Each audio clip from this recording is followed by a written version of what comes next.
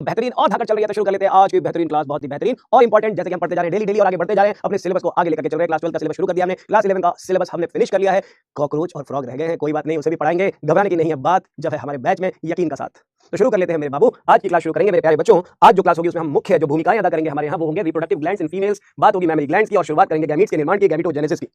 तो male reproductive system पढ़ चुके हैं, फीमेल रिप्रोडक्टिव सिस्टम पढ़ चुके हैं, दोनों में हमने पढ़ा था कि प्राइमरी और सेकेंडरी सेक्स ऑर्गन्स पाए जाते हैं। प्राइमरी सेक्स ऑर्गन्स होते हैं जहां गैमीट का फॉर्मेशन होता है और जो सेक्स हार्मोन्स होते हैं प्रोड्यूस किए जाते हैं टेस्टिस में, मेल सेक्स हार्मोन प्रोड्यूस होता है और फीमेल्स की ओवरीज में फीमेल सेक्स हार्मोन प्रोड्यूस होते हैं जो हेल्प करते हैं मेल और फीमेल के सेक्सुअल रिप्रोडक्शन के प्रोसेस में। आज शुरू होगा, आज हम पढ़ने वाले हैं about the female reproductive system की कहानी में थोड़ा सा ऐड करेंगे फीमेल की रिप्रोडक्टिव ग्लैंड्स के बारे में, बात होगी मेमरी ग्लैंड्स की। तो फीमेल के रिप्रोडक्टिव सिस्टम हमने एक्सटर्नल जेनेटिलिया भी पढ़ लिया था। एनसीईआरटी के कुछ पॉइंट्स हैं उनको पहले समझ लेते हैं। एनसीईआरटी के पॉइंट्स को, एनसीईआरटी के लाइनों को हम समझ लेते हैं। एक्सटर्नल जेनेटिलिया से रिलेटेड क्या लिखा है एनसीईआरटी ने। प्रणाम करता हूं एनसीईआरटी को, आपको भी नमस्कार करता हूं, स्वागत करता हूं, अभिनंदन करता हूं और क्लास शुरू करता हूं। एक्सटर्नल जेनिटल जो फीमेल्स के होते हैं, आप देखेंगे एक्सटर्नल जेनेटिलिया जो फीमेल्स में है दैट इंक्लूड्स, वहां पे पाए जाते हैं मोन्स प्यूबिस। मोन्स का मतलब माउंटेन, मैंने आपको बताया था। लेबिया मेजोरा होता है, लेबिया माइनोरा होता है, माइनोरा और होता है हाइमेन और होता है क्लाइटोरिस। एक हो गया हाइमेन और एक हो गया क्लाइटोरिस। तो ये हो गया एक्सटर्नल जेनेटिलिया। कलेक्टिवली अगर फीमेल एक्सटर्नल जेनेटिलिया को देखें तो इन सब को मिला जुला के हम कहते हैं मोन्स वेनेरिस, या इन्हीं को हम कहते हैं vulva. External genital of female is known as vulva, vulva कहते हैं। और उस वल्वा के अंदर पाए जाते हैं ये सारे पार्ट जिनमें एक होता है मोन्स प्यूबिस। क्या होता है मोन्स प्यूबिस? बाहर का वो हिस्सा जो ऊपर का एक्सपोज्ड हिस्सा होता है, जो कुशन ऑफ फैटी टिश्यू, मांसल गद्देदार एडिपोज टिश्यू से बना हुआ स्ट्रक्चर, जो ऊपरी हिस्सा उभरा हुआ हिस्सा बनाता है जेनिटल्स का। उस एरिया में हेयरी स्किन पाई जाती है, वो एक हेयरी स्किन वाला होता है, उसे कहते हैं मोन्स प्यूबिस। और लेबिया मेजोरा को हम लिप लाइक लेबियल फोल्ड्स कहते हैं। फोल्ड ऑफ टिश्यू होता है जो थिक होता है, मांसल होता है, जैसे होता है फ्लैशी फोल्ड्स ऑफ टिश्यू है ये। एक्सटेंड डाउन मोन्स प्यूबिस से नीचे की तरफ बढ़ेंगे तो down from the mons pubis that will form lip like structure, जो फीमेल के जो रिप्रोडक्टिव पार्ट की जो ओपनिंग होती है उसके अराउंड पाई जाती है ये लिप लाइक ओपनिंग। उस ओपनिंग को हम कहते हैं, उस स्ट्रक्चर को कहते हैं लेबिया मेजोरा। अंदर की तरफ माइनर थिन फोल्ड्स होते हैं, उन्हें कहते हैं labia minora. Opening of vagina often covered by the membrane, एक टेम्परेरी मेम्ब्रेन मैंने बताया था, उसे कहते हैं हाइमेन, जो कि ऐसा माना जाता था कि वो केवल क्वाइटस से टूटती है, लेकिन जैसा कि यहां लिखा हुआ है आप देखोगे hymen is often torn during the first coitus. Hymen जो होती है वो पहले क्वाइटस के दौरान ही रप्चर हो जाती है, लेकिन यहाँ पे देखे गए ये जरूरी नहीं है कि केवल क्वाइटस या सेक्सुअल इंटरकोर्स उसे तोड़ता हो, उसे टूटने के बहुत सारे रीजन हो सकते हैं। वजाइना के साथ कोई भी एक्टिविटी की जाए, छेड़छाड़ की जाए, दौड़ा जाए, भागा जाए, फिजिकल एक्टिविटी में इन्वॉल्व हुआ जाए, या कोई भी ऐसी चीज जिसकी वजह से झटका लगे, शरीर में झटके लगे, पैरों को चोट लग जाए, या हॉर्स राइडिंग के दौरान भी कई बार, साइकिलिंग करने के दौरान भी कई बार ऐसा होता है, हाइमेन रप्चर हो जाती है। टेम्परेरी मेम्ब्रेन होती है, सिंपल सी बात है। वहीं बात करते हैं क्लाइटोरिस की। तो क्लाइटोरिस एक टाइनी फिंगर लाइक स्ट्रक्चर होता है जो सेक्सुअल अरोजल में हेल्प करता है, हाईली सेंसिटिव पार्ट होता है, यूरेथ्रल ओपनिंग के जस्ट ऊपर पाया जाता है। अगर हम इन्हीं स्ट्रक्चर को थोड़ा समझने की कोशिश करें, तो फीमेल की जो एक्सटर्नल जेनिटलिया, जब मैं आपको उसे समझाता हूं, जैसे देखें मैंने कहा एक माउंटेन जैसा पार्ट, एक माउंटेन जैसा पार्ट होता है, उसे कहते हैं फीमेल एक्सटर्नल जेनिटलिया में सबसे इंपॉर्टेंट जो मैं आपको बताना चाहता हूं वो है एक माउंटेन जैसा पार्ट। देखिए ये एक माउंटेन जैसी स्किन दिखाई दे रही है दोनों थाइज के बीच में, दोनों लेग्स हैं। मान लो ये लेग है, राइट लेग, ये हो गया right side of the leg, ये राइट लेग है, और ये है लेफ्ट लेग, ये हो गया लेफ्ट लेग। लेफ्ट जो है वो हो गया लेफ्ट लेग। तो इन दोनों लेग्स को जब ओपन किया जाए तो इनके बीच में आप देखोगे, इन दोनों के बीच में ये एरिया जो दिखेगा, ये जो एक्सपोज्ड एरिया दिख रहा है, जो एक्सपोज्ड एरिया है, इसी को कहते हैं मोन्स प्यूबिस। क्या कहते हैं? लोअर पेल्विक पार्ट होता है, उसे कहते हैं मोन्स प्यूबिस। इसी मोन्स प्यूबिस को आप देखोगे जब नीचे की तरफ ये आएगा तो थिक फोल्ड ऑफ स्किन बनाता है, ये थिक फोल्ड ऑफ स्किन बनाता है। ये जब नीचे की तरफ आएगा, यही मोन्स प्यूबिस जब नीचे की तरफ आएगा तो वहां उस नीचे वाले साइड में आने के बाद ये थिक फोल्ड ऑफ स्किन बनाता है। ये थिक फ्लैशी फोल्ड जो बना रहा है, यहां आपको फ्लैशी फोल्ड दिख रहा होगा, इस एरिया में आपको ये जो फ्लैशी फोल्ड दिख रहा होगा, इसे कहेंगे हम लेबियल फोल्ड, इसे कहते हैं लेबिया मेजोरा। क्या कहते हैं? इसे कहते हैं लेबिया मेजोरा। ये देखिए नीचे की तरफ यहाँ आपको एनल पोर मिल जाएगा, ये फीमेल का एनल पार्ट हो गया, एनल ओपनिंग हो गई। एनल पोर अलग हो गया फीकल मैटर डिस्चार्ज के लिए, तो ये एनल पोर हो गया। यहाँ देखें ये जो थिक फोल्ड ऑफ स्किन देख रहे हैं आप, ये जो थिक फोल्ड ऑफ स्किन देख रहे हैं आप, इसे कहते हैं labia majora. Thick fold of skin दिख रहा है, इसे कहते हैं लेबिया मेजोरा। और इसके अंदर पतली सी झिल्ली जैसी मेम्ब्रेन पाई जाती है। आप देखेंगे इसके अंदर पतली सी ये झिल्ली जैसी मेम्ब्रेन पाई जाती है। ये देखें ये एक मेम्ब्रेन पाई जा रही है, अंदर की तरफ आपको एक थिन मेम्ब्रेन सी दिखाई देती है, ये भी लिप जैसा फोल्ड होता है। लेकिन ये जो लिप्स होती हैं, आप देखेंगे ये जो लिप्स होती हैं, ये comparatively thin fold of skin से बनी होती है। तो ये जो थिन फोल्ड ऑफ स्किन से बनी है, इन्हें कह रहे हैं लेबिया माइनोरा। क्या कह रहे हैं? इन्हें कह रहे हैं लेबिया माइनोरा। ये माइनोरा हो गया, ये माइनोरा हो गया, ये मेजोरा हो गया। मेजोरा बाहर की तरफ हो गया और माइनोरा जो होता है वो अंदर की तरफ। इसे मैं लिख देता हूं, ये जो हिस्सा हो गया इसे कह रहे हैं लेबिया मजोरा, जो कि स्क्रोटम के होमोलॉगस कहा जाता है, लेबिया मजोरा। और ये जो अंदर वाली दिखाई दे रही है उसे कह रहे हैं लेबिया। लेबिया मतलब होता है लिप लाइक फोल्ड, तो लेबिया माइनोरा हो गई जे, ये हो गई जे लेबिया माइनोरा। और ये मोन्स प्यूबिस हो गई। मैंने कहा ये वाली जो स्किन होगी, यहाँ पे फैटी कुशन्स पाए जाते हैं, विद यहाँ पे हेयर्स भी प्रेजेंट होते हैं, यहाँ पे हेयरी स्किन होती है। आप देखेंगे कि इस एरिया में हेयर्स प्रेजेंट होते हैं। तो फीमेल के जेनिटल का जो हेयरी एरिया होता है, जहाँ हेयर्स पाए जाते हैं, ये जो हेयरी एरिया हो गया, ये जो हेयरी एरिया हो गया, ये जो पार्ट हो गया फीमेल जेनिटल का, ये पार्ट हेयरी स्किन का बना होता है। तो ये जो होता है इसे हम कहते हैं मोन्स प्यूबिस। उसके अंदर जो है आपको लिप लाइक फोल्ड दिख रहा है, उसे कह रहे हैं लेबिया मेजोरा। और ये जो दिख रही है माइनोरा हो गया। आप देखें इसी माइनोरा के अंदर ये देखिए ये होती है यूरिनरी ओपनिंग, यूरिन की ओपनिंग होती है, इसे कहते हैं यूरेथ्रल ओपनिंग। और उसके जस्ट नीचे जो होता है यहाँ होती है वजाइनल ओपनिंग। क्या होती है? Vaginal opening. तो वजाइना की ओपनिंग हो गई, यूरेथ्रा की ओपनिंग हो गई, ये दो ओपनिंग दिख रही है, और तीसरी ओपनिंग एनस हो गई। मतलब आप यहाँ पे लेवल कर सकते हैं, ये जो हो गया ये एनस हो गया, गुदा द्वार हो गया, फीकल मैटर के लिए एनल पोर हो गया। यहाँ आप देखोगे ये जो दिखाई दे रहा ओपनिंग, ये हो गया यूरेथ्रल ओपनिंग, ये हो गया यूरेथ्रल ओपनिंग हो जाती है ये। और ये जो दिखाई दे रही है बाबू, ये है वजाइनल ओपनिंग। क्या होती है? इसी ओपनिंग को गार्ड करता है हाइमेन। तो ये हो गई वजाइनल ओपनिंग। क्या कहते हैं इसको? इसे वजाइनल ओपनिंग कहते हैं।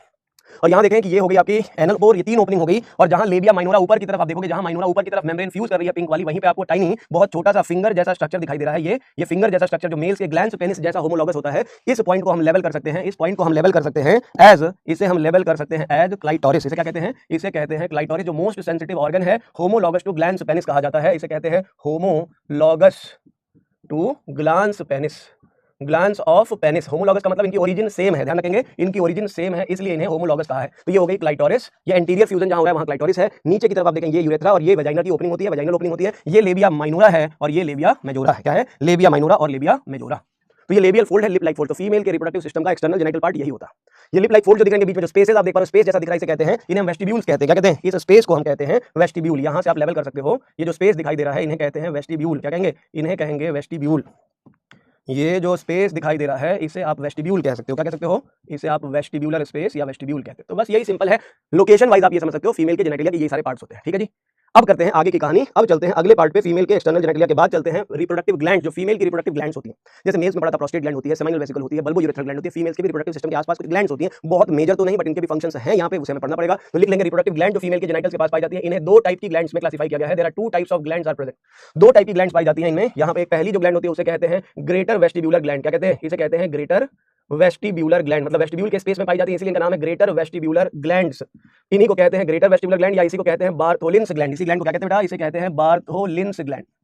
तो बार्थोलिन्स ग्लैंड पाई जाती है। और यहाँ पे बार्थोलिन्स ग्लैंड के बाद दूसरी टाइप की जो ग्लैंड होती है, ये जो दूसरी टाइप की ग्लैंड होती है उसे कहते हैं लेसर वेस्टिब्यूलर ग्लैंड। क्या कहते हैं? इसे कहते हैं लेसर वेस्टिब्यूलर ग्लैंड। तो वेस्टिब्यूलर स्पेस में ही ये दोनों ग्लैंड्स पाई जाती है, एक होती है ग्रेटर और एक होती है लेसर। ग्रेटर वेस्टिब्यूलर ग्लैंड होती है उसे कहते हैं बार्थोलिन ग्लैंड, और लेसर वेस्टिब्यूलर ग्लैंड को कहते हैं पैरायूरेथ्रल ग्लैंड। क्या कहते हैं? इसे कहते हैं पैरायूरेथ्रल ग्लैंड। इसी का दूसरा नाम होता है स्कीन्स ग्लैंड। क्या कहते हैं इसको? इसे कहते हैं स्कीन्स ग्लैंड। क्या कहते हैं बच्चा? स्कीन्स ग्लैंड कहते हैं। तो पैरायूरेथ्रल ग्लैंड या स्कीन्स ग्लैंड है, जिसे लेसर वेस्टिब्यूलर ग्लैंड कहा जाता है। ये हो गई लेसर वेस्टिब्यूलर ग्लैंड, ये हो गई बार्थोलिन ग्लैंड। तो 2 तरह की ग्लैंड्स हो गई यहाँ पे। ठीक है जी, 2 तरह की ग्लैंड्स हो गई, समझ आ गया? अभी देखिए, अब देखिए कहानी। कह रहे हैं ये जो ग्लैंड सबसे पहले लोकेशन देखे कहां होती है, तो ये जो ग्रेटर वेस्टिब्यूलर ग्लैंड है ये होती है नियर वेजाइनल ओपनिंग। कहां होती है? Near vaginal. जैसे कि हम जानते हैं वजाइना में कोई ग्लैंड नहीं होती, वजाइना के गेट पे ग्लैंड होती है। नियर वेजाइनल ओपनिंग, जहां वजाइना की ओपनिंग होती है उस ओपनिंग के पास पाई जाती है ग्रेटर वेस्टिब्यूलर ग्लैंड। ये जो greater vestibular gland Bartholin's gland है, ये हेल्प करती है, हेल्प्स ड्यूरिंग कॉपुलेशन। ये कॉपुलेशन के दौरान हेल्प करती है, ड्यूरिंग कॉपुलेशन इन लुब्रिकेशन। क्या करती है? ये लुब्रिकेट करती है during copulation, helps in lubrication during sexual intercourse. जब सेक्सुअल इंटरकोर्स होता है मेल और फीमेल्स का, जो कॉपुलेटरी ऑर्गन मेल अपना पेनिस फीमेल के वजाइना में जब इंसर्ट करता है, उस टाइम पे जो मॉइस्चर की जरूरत होती है, उस मॉइस्चर की फुलफिलिंग करता है ये केमिकल जो सीक्रेट होता है वजाइना की ओपनिंग के पास। जो ग्लैंड होती है वो केमिकल सीक्रेट करती है ताकि उसे फ्रिक्शन लेस और स्मूथ बनाया जा सके कॉपुलेशन के प्रोसेस को। इसे कहते हैं ग्रेटर वेस्टिब्यूलर बार्थोलिन ग्लैंड, जो सीक्रेट करती है केमिकल, लुब्रिकेट करता है, लुब्रिकेंट का काम करता है। ये पेनिस को लुब्रिकेट करने का काम करता है, वजाइना के आसपास के एरिया को लुब्रिकेट करने का काम करता है, कॉपुलेशन में हेल्प करता है। और इस ग्लैंड को इसीलिए होमोलॉगस कहा गया है। इसकी ओरिजिन वही है जहां पे मेल्स में कॉपर्स ग्लैंड मेल्स में होती है, वहीं पे ये भी सेम जगह पे पाई जाती है। इसकी ओरिजिन सेम है, होमोलॉगस टू काउपर्स ग्लैंड। कौन सी ग्लैंड? काउपर्स ग्लैंड के होमोलॉगस है। काउपर्स ग्लैंड ऑफ मेल्स, मनुष्य के पुरुष जनन तंत्र मेल रिप्रोडक्टिव सिस्टम की जो Cowper's gland bulbo urethral gland होती है उसके होमोलॉगस कहा जाता है। इसकी ओरिजिन सेम होती है, सेम पोजीशन पे। उसका भी सीक्रेशन होता है जो हेल्प करता है लुब्रिकेशन में। ये भी लुब्रिकेशन, मतलब फंक्शन भी तो सिमिलर है लेकिन ओरिजिन के बेस पे दोनों सेम होते हैं, इसलिए दोनों को क्या कहा जाता है? ओरिजिन के बेस पे इन दोनों को हम होमोलॉगस कहते हैं। और होमोलॉगस का मतलब होता है सेम ओरिजिन। होमोलॉगस का मतलब होता है सेम ओरिजिन। समझ आ रहा है भाई? समझ आ रहा है? ध्यान रखेंगे। और फिर आता है लेसर वेस्टिब्यूलर ग्लैंड। और जब lesser vestibular gland paraurethral gland की बात करते हैं तो ये जो होता है पैरा मतलब होता है साइड और यूरेथ्रा मतलब यूरेथ्रल ओपनिंग। यूरेथ्रल ओपनिंग के नीचे पाया जाता है ये, वजाइनल ओपनिंग और यूरेथ्रल ओपनिंग के बीच में। तो ये लिख सकते हो below the urethra, below urethral opening. कहां पे? बिलो यूरेथ्रल ओपनिंग, जहां यूरेथ्रा खुलती है उसके नीचे पाया जाता है। और ये जो होता है ये होमोलॉगस होता है। इसकी ओरिजिन ह्यूमन के प्रोस्टेट ग्लैंड वाली पोजीशन पे होती है। तो homologous to prostate gland of males, prostate gland of males, male की प्रोस्टेट ग्लैंड से होमोलॉगस है। ध्यान रखेंगे, P for prostate, T for paraurethral. दोनों पी से याद रखेंगे ना, पैरायूरेथ्रल और प्रोस्टेट ग्लैंड, ये दोनों एक जैसी ओरिजिन की हैं। दोनों का फंक्शन डिफरेंट है लेकिन ये ओरिजिन सेम है। ये जो केमिकल सीक्रेट करती है ये यूरिन के पीएच को न्यूट्रलाइज करने का काम करता है। तो लिख सकते हैं the secretion of this gland, इस ग्लैंड द्वारा सीक्रेट किया गया chemical, secretion of this gland helps in neutralisation. क्या करता है ये? न्यूट्रलाइज करता है, neutralise the acid of urine, neutralise the acid of urine. ये यूरिन के एसिड को न्यूट्रलाइज करने का काम करता है, एंटीबैक्टीरियल इफेक्ट करता है। ये यूरेथ्रस के आसपास के एरिया में है। तो यूरेथ्रस जब यूरिन डिस्चार्ज करती है फीमेल, तो वहां यूरिन के ड्रॉप्स होते हैं, उन ड्रॉप्स को न्यूट्रलाइज कर देता है ताकि उसका असर फर्टिलाइजेशन या किसी और प्रोसेस पे ना पड़े। तो एसिड ऑफ यूरिन को न्यूट्रलाइज करने का काम करता है ये केमिकल, जो पैरायूरेथ्रल या लेसर वेस्टिब्यूलर ग्लैंड नीचे पाई जाती है। किसके पाई जाती है? ये यूरेथ्रल ओपनिंग के नीचे, वजाइनल ओपनिंग के ऊपर और यूरेथ्रा के नीचे सीधा। और वजाइनल ओपनिंग के गेट पे पाई जाती है ये बार्थोलिन ग्लैंड 1 पेयर होती है। जैसे आप देखो फीमेल के ये जो वेस्टिब्यूलर स्पेस है, ये लेबियल फोल्ड के बीच में, मान लो ये लेबिया है, ये लेबियल फोल्ड्स है। अगर हम ऐसे समझें कि ये लेबियल फोल्ड है, ये लेबिया माइनोरा है ना, ये लेविया माइनोरा है, अभी मैंने बताया था आपको। ये जो है ये मान ले क्लाइटोरिस है, ये ऊपर की तरफ ये क्लाइटोरिस है, नीचे की तरफ एनस ओपनिंग बताइए आपको कि यहाँ पे मैंने बताया ये एनस मान ले। अब कह रहा हूं मैं, अब ये कह रहा हूं मैं कि एक तो हो गई ये यूरेथ्रल ओपनिंग, ये है यूरेथ्रल ओपनिंग और ये है वेजाइनल ओपनिंग। तो वेजाइनल ओपनिंग के दोनों साइड में आप देखोगे यहाँ पे आपको मिलेगा ये बार्थोलिन्स ग्लैंड और पैरा यूरेथ्रल ग्लैंड जो होती है, ये जो पैरा यूरेथ्रल है वो इसके अराउंड जो लोअर पोर्शन है इसके अराउंड ये एरिया जो होता है बिलो द यूरेथ्रल ओपनिंग यहाँ पाई जाती है। तो आप देखेंगे एक सिंगल पूरा मास पाया जाता है सेल्स का, इसे कह रहे हैं पैरा यूरेथ्रल या स्कीन्स ग्लैंड। क्या कह रहे हैं इसको? पैरा यूरेथ्रल ग्लैंड कह रहे हैं, paraurethral lesser vestibular gland कहते हैं। और ये है जिसे कहते हैं बार्थोलिन्स ग्लैंड। जैसे मेल्स में हमने पढ़ा था ना काउपर्स ग्लैंड जिस तरीके से वन पेयर होता है वैसे ये भी है, तो बार्थोलिन्स ग्लैंड कहते हैं इसे, जो मेल्स के काउपर्स ग्लैंड के होमोलॉगस है। वेजाइनल ओपनिंग के दोनों साइड पे पाया जाता है, ये हो गई वेजाइनल ओपनिंग, वेजाइनल ओपनिंग हो गई ये वेजाइनल ओपनिंग हो गई। ये एनल पोर हो गया, एनस, इसे कह रहे हैं क्लाइटोरिस। क्या कह रहे हैं? इसे क्लाइटोरिस कह रहे हैं। तो इसी तरीके से आप ऐसे इमेजिन कर लोगे इन स्ट्रक्चर्स की लोकेशन को कहां होते हैं। इजी है, बहुत आसान है, समझने में कोई दिक्कत नहीं आएगी अगर आपने ध्यान से सुन लिया बातों को। तो ये हो गई फीमेल्स में पाई जाने वाली दो तरह की ग्लैंड जो कि रिप्रोडक्शन या कॉपुलेशन में सहायक होती हैं। अगली ग्लैंड है मेमरी ग्लैंड, जिसको आपको समझना है, इसको एनसीईआरटी में भी दिया हुआ है। इसके बारे में क्वेश्चन भी पूछे गए प्रीवियस ईयर में, चाहे वो डायग्राम से रिलेटेड क्वेश्चन हो या फिर थियोरेटिकल क्वेश्चन भी बनते हैं इसमें।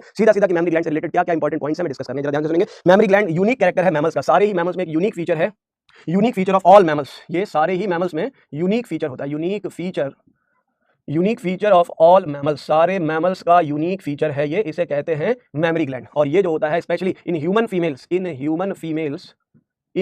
Females, this is a functional gland. कैसी ग्लैंड होती है? फंक्शनल ग्लैंड होती है, विच इज यूज्ड, इससे जो मिल्क प्रोड्यूस होता है इसका इस्तेमाल ह्यूमन फीमेल्स इस मिल्क, इस फंक्शनल ग्लैंड से जो मिल्क प्रोड्यूस करती है उसका इस्तेमाल अपने बच्चों के केयर के लिए, न्यूट्रिशन के लिए, इम्यूनिटी के लिए इसका इस्तेमाल करती है, ब्रेस्ट फीडिंग जिसे कहते हैं। तो मेमरी ग्लैंड जो ह्यूमन फीमेल्स में फंक्शनल होती है। कुछ दूसरे एनिमल्स ऐसे हैं जिनमें मेल्स में भी फंक्शनल होती है, एक आध ऐसे भी एनिमल्स हैं जिनमें मेल्स में जैसे डक बिल प्लैटिपस होते हैं या किडना होते हैं, उनमें मेल्स में भी ये ग्लैंड मिल्क प्रोड्यूस करती है। तो this is a milk producing gland, functional gland, this gland milk producing gland. कैसी ग्लैंड है ये? मिल्क प्रोड्यूसिंग ग्लैंड कहते हैं इसको। और ये जो मिल्क प्रोड्यूसिंग ग्लैंड है ये एक मॉडिफाइड स्वेट ग्लैंड होती है, याद रखेंगे, it is a type of modified sweat gland. कैसी ग्लैंड है ये? मोडिफाइड स्वेट ग्लैंड है, मतलब ये हमारी जैसे स्किन में स्वेट ग्लैंड होती है, स्वेट रिलीज करती है, ये वही मॉडिफाई होकर के ह्यूमन फीमेल्स में एक मेमरी ग्लैंड होती दोनों में, होती मेल और फीमेल दोनों के पास है, लेकिन फंक्शनल खाली फीमेल्स में होती है, मदर्स में होती है।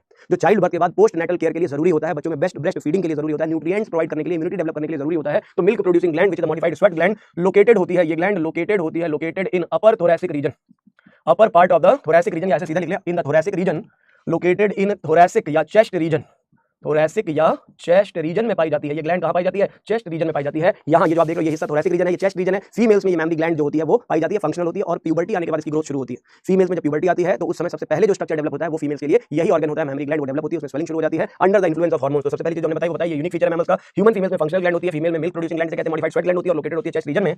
ऑन वेंट्रल साइड, कौन सी साइड पे होती है? बॉडी में ये वेंट्रल साइड पे होती है। कहां होती है? On the ventral side of the body, body के वेंट्रल साइड पे पाई जाने वाली, चेस्ट रीजन में पाई जाने वाली ग्लैंड होती है। चेस्ट रीजन में पाई जाने वाली वेंट्रल साइड पे पाई जाने वाली एक ग्लैंड है जिसका नाम है मेमरी ग्लैंड। ये मेमरी ग्लैंड इसे सपोर्ट करते हैं, सपोर्टेड बाय लिगामेंट्स, इसे ligaments and connective tissues support करते हैं, ligaments and other connective tissues. तो कनेक्टिव टिश्यूज इन्हें सपोर्ट करते हैं, अदर कनेक्टिव टिश्यूज। डेवलपमेंट कब शुरू होता है? आप लिखेंगे development of mammary gland, development, ये हार्मोन से रिलेटेड क्वेश्चन है, बहुत इंपॉर्टेंट, ध्यान रखेंगे। डेवलपमेंट है ये, development of mammary gland, development of mammary gland, mammary gland का डेवलपमेंट कब स्टार्ट होता है? Development of mammary gland starts after puberty या starts onset of puberty. Females में जैसे ही प्यूबर्टी आती है, प्यूबर्टी का मतलब जब सेक्सुअल मैच्योरिटी डेवलप होनी शुरू होती है, बिल्कुल स्टार्टिंग पॉइंट 11 साल से 13 साल की उम्र, उसमें सबसे पहला प्रोसेस जो शुरू होता है वो होता है इस मेमरी ग्लैंड का development on set of puberty under the influence of ovarian hormone जो होता है, अंडर द इन्फ्लुएंस, उसी हार्मोन का इन्फ्लुएंस होता है, under the influence of oestrogen. कौन सा हार्मोन? एस्ट्रोजन नाम का हार्मोन जो होता है, जिसे बहुत ही कॉमन फीमेल सेक्स हार्मोन कहा जाता है, group of female sex hormones oestrogens कहे जाते हैं। तो फीमेल में ओवेरियन हार्मोन एस्ट्रोजन जब एक्टिव होता है, याद रखेंगे oestrogen is an ovarian hormone. कौन सा हार्मोन है? ओवरी से प्रोड्यूस होने वाला ओवेरियन हार्मोन कहा जाता है। ये ओवेरियन हार्मोन एस्ट्रोजन जो होता है ये फीमेल में मेमरी ग्लैंड के डेवलपमेंट को प्रमोट करता है। लेकिन मिल्क प्रोडक्शन अभी शुरू नहीं होता, ध्यान रखेंगे, अभी केवल मेमरी ग्लैंड डेवलप हुई है, अभी मिल्क प्रोड्यूस नहीं हुआ है। फर्दर अब मिल्क कब प्रोड्यूस होगा? मिल्क प्रोडक्शन प्रेगनेंसी की वजह से या प्रेगनेंसी के टाइम पे शुरू होता है, एंड ऑफ द प्रेगनेंसी में होता है। तो लिखेंगे मिल्क प्रोडक्शन इज रेगुलेटेड या controlled by, milk production is controlled या influenced by, milk production is initiated, ऐसे लिखें, milk production is initiated during and after, during pregnancy, pregnancy में लेटर स्टेज जब प्रेगनेंसी की आती है, बर्थ का जब टाइम आता है तब ड्यूरिंग प्रेगनेंसी, और after birth of the baby, after birth of baby, जब बच्चे का जन्म होता है उसके बाद। तो क्या इनिशिएटेड इधर ड्यूरिंग प्रेगनेंसी और after birth under the influence of pituitary hormone. अब यहाँ पिट्यूटरी हार्मोन काम आता है under the influence of pituitary hormone, जिसका नाम है PRL, प्रोलैक्टिन हार्मोन कहते हैं। प्रोलैक्टिन हार्मोन जो मातृत्व का हार्मोन कहा जाता है, हार्मोन ऑफ मैटरनिटी कहते हैं। ये प्रोलैक्टिन नाम का हार्मोन फीमेल्स के केस में मिल्क प्रोडक्शन को इनिशिएट करता है प्रेगनेंसी के दौरान या आफ्टर प्रेगनेंसी। लेकिन मिल्क की ग्लैंड का बनना कब शुरू हुआ? प्यूबर्टी आने के बाद। फीमेल्स में एस्ट्रोजन की मात्रा ज्यादा होने की वजह से फीमेल्स में मेमरी ग्लैंड डेवलप होती है। अगर किसी मेल्स में एस्ट्रोजन जैसे हार्मोन का प्रोडक्शन बढ़ जाता है तो उस मेल में भी मेमरी ग्लैंड बड़ी हो जाती है। एक टर्म होता है गायनेकोमैस्टिया। गायनेकोमैस्टिया का मतलब होता है ऐसा मेल जिसमें ब्रेस्ट ग्लैंड बड़ी हो जाती है, ब्रेस्ट ग्लैंड का डेवलपमेंट हो जाता है। तो किसी मेल्स में अगर ब्रेस्ट ग्लैंड डेवलप हो रही है इसका मतलब क्या है कि उसे गायनेकोमैस्टिज्म हो गया, गायनेकोमैस्टिया कहते हैं। समझ आ गई बात? तो गायनेकोमैस्टिया मेल्स में फीमेल जैसे हार्मोन बढ़ने की वजह से होता है। इंपॉर्टेंट पॉइंट है। तो अभी हम बात कर रहे हैं प्रोलैक्टिन हार्मोन जो होता है ऐसा हार्मोन है जो किसी भी फीमेल्स की बॉडी में मिल्क प्रोडक्शन को प्रमोट करता है, और एस्ट्रोजन जो होता है वो मिल्क ग्लैंड के फॉर्मेशन में हेल्प करता है। और इसी के साथ एक और ग्लैंड होती है जिसका नाम, एक और हार्मोन होता है जिसका नाम है प्रोजेस्टेरॉन। ये हमने एंडोक्राइन सिस्टम में पढ़ा भी था कि प्रोजेस्टेरॉन एक ऐसा हार्मोन है, प्रोजेस्टेरॉन एक ऐसा हार्मोन है, another ovarian hormone. Ovarian hormone ये भी ओवरी से प्रोड्यूस होने वाला ओवेरियन हार्मोन होता है बेटा जी। ओवेरियन हार्मोन प्रोजेस्टेरॉन ये मेमरी ग्लैंड के अंदर जो मिल्क प्रोड्यूसिंग साइट है एल्वियोलाई उनका फॉर्मेशन करता है, जहां मिल्क बनती है उस फैक्ट्री को बनाने में हेल्प करता है, और मिल्क प्रोडक्शन को भी ये क्या करता है, स्टिमुलेट ट्रिगर करता है। तो ये प्रोजेस्टेरॉन कौन सा हार्मोन है? This hormone helps in formation of alveoli. क्या करता है? फॉर्मेशन ऑफ एल्वियोलाई में हेल्प करता है। और एल्वियोलाई क्या होती है? It is the site of milk synthesis, site of milk synthesis. Milk producing sales यहीं पाई जाती हैं, इसलिए साइट ऑफ मिल्क सिंथेसिस जो होती है वो यहीं इसी ओवेरियन हार्मोन में पाई जाती है। इसी हार्मोन की वजह से एक्टिवेट होती है जो कि एल्वियोलाई का फॉर्मेशन। तो एल्वियोलाई फॉर्मेशन में हेल्प करती है, एंड ऑल्सो मिल्क सीक्रेशन, और साथ ही साथ also in milk secretion, milk का सीक्रेशन करने में भी हेल्प करती है। अब कह रहे मिल्क बन तो गया मेमरी ग्लैंड में, मेमरी ग्लैंड में मिल्क बन तो गया, लेकिन उस मिल्क को बाहर निकालेगा कौन? उसके लिए एक और हार्मोन चाहिए। सारा प्रोसेस आप देखो हार्मोनल कंट्रोल में होता है। तो मिल्क के प्रोडक्शन में एक और हार्मोन होता है जिसका नाम होता है ऑक्सीटोसिन। क्या कहते हैं? एक हार्मोन होता है जिसका नाम होता है ऑक्सीटोसिन। इसको भी हमें लिखना पड़ेगा यहाँ पे। एक हार्मोन है जिसका नाम है ऑक्सीटोसिन।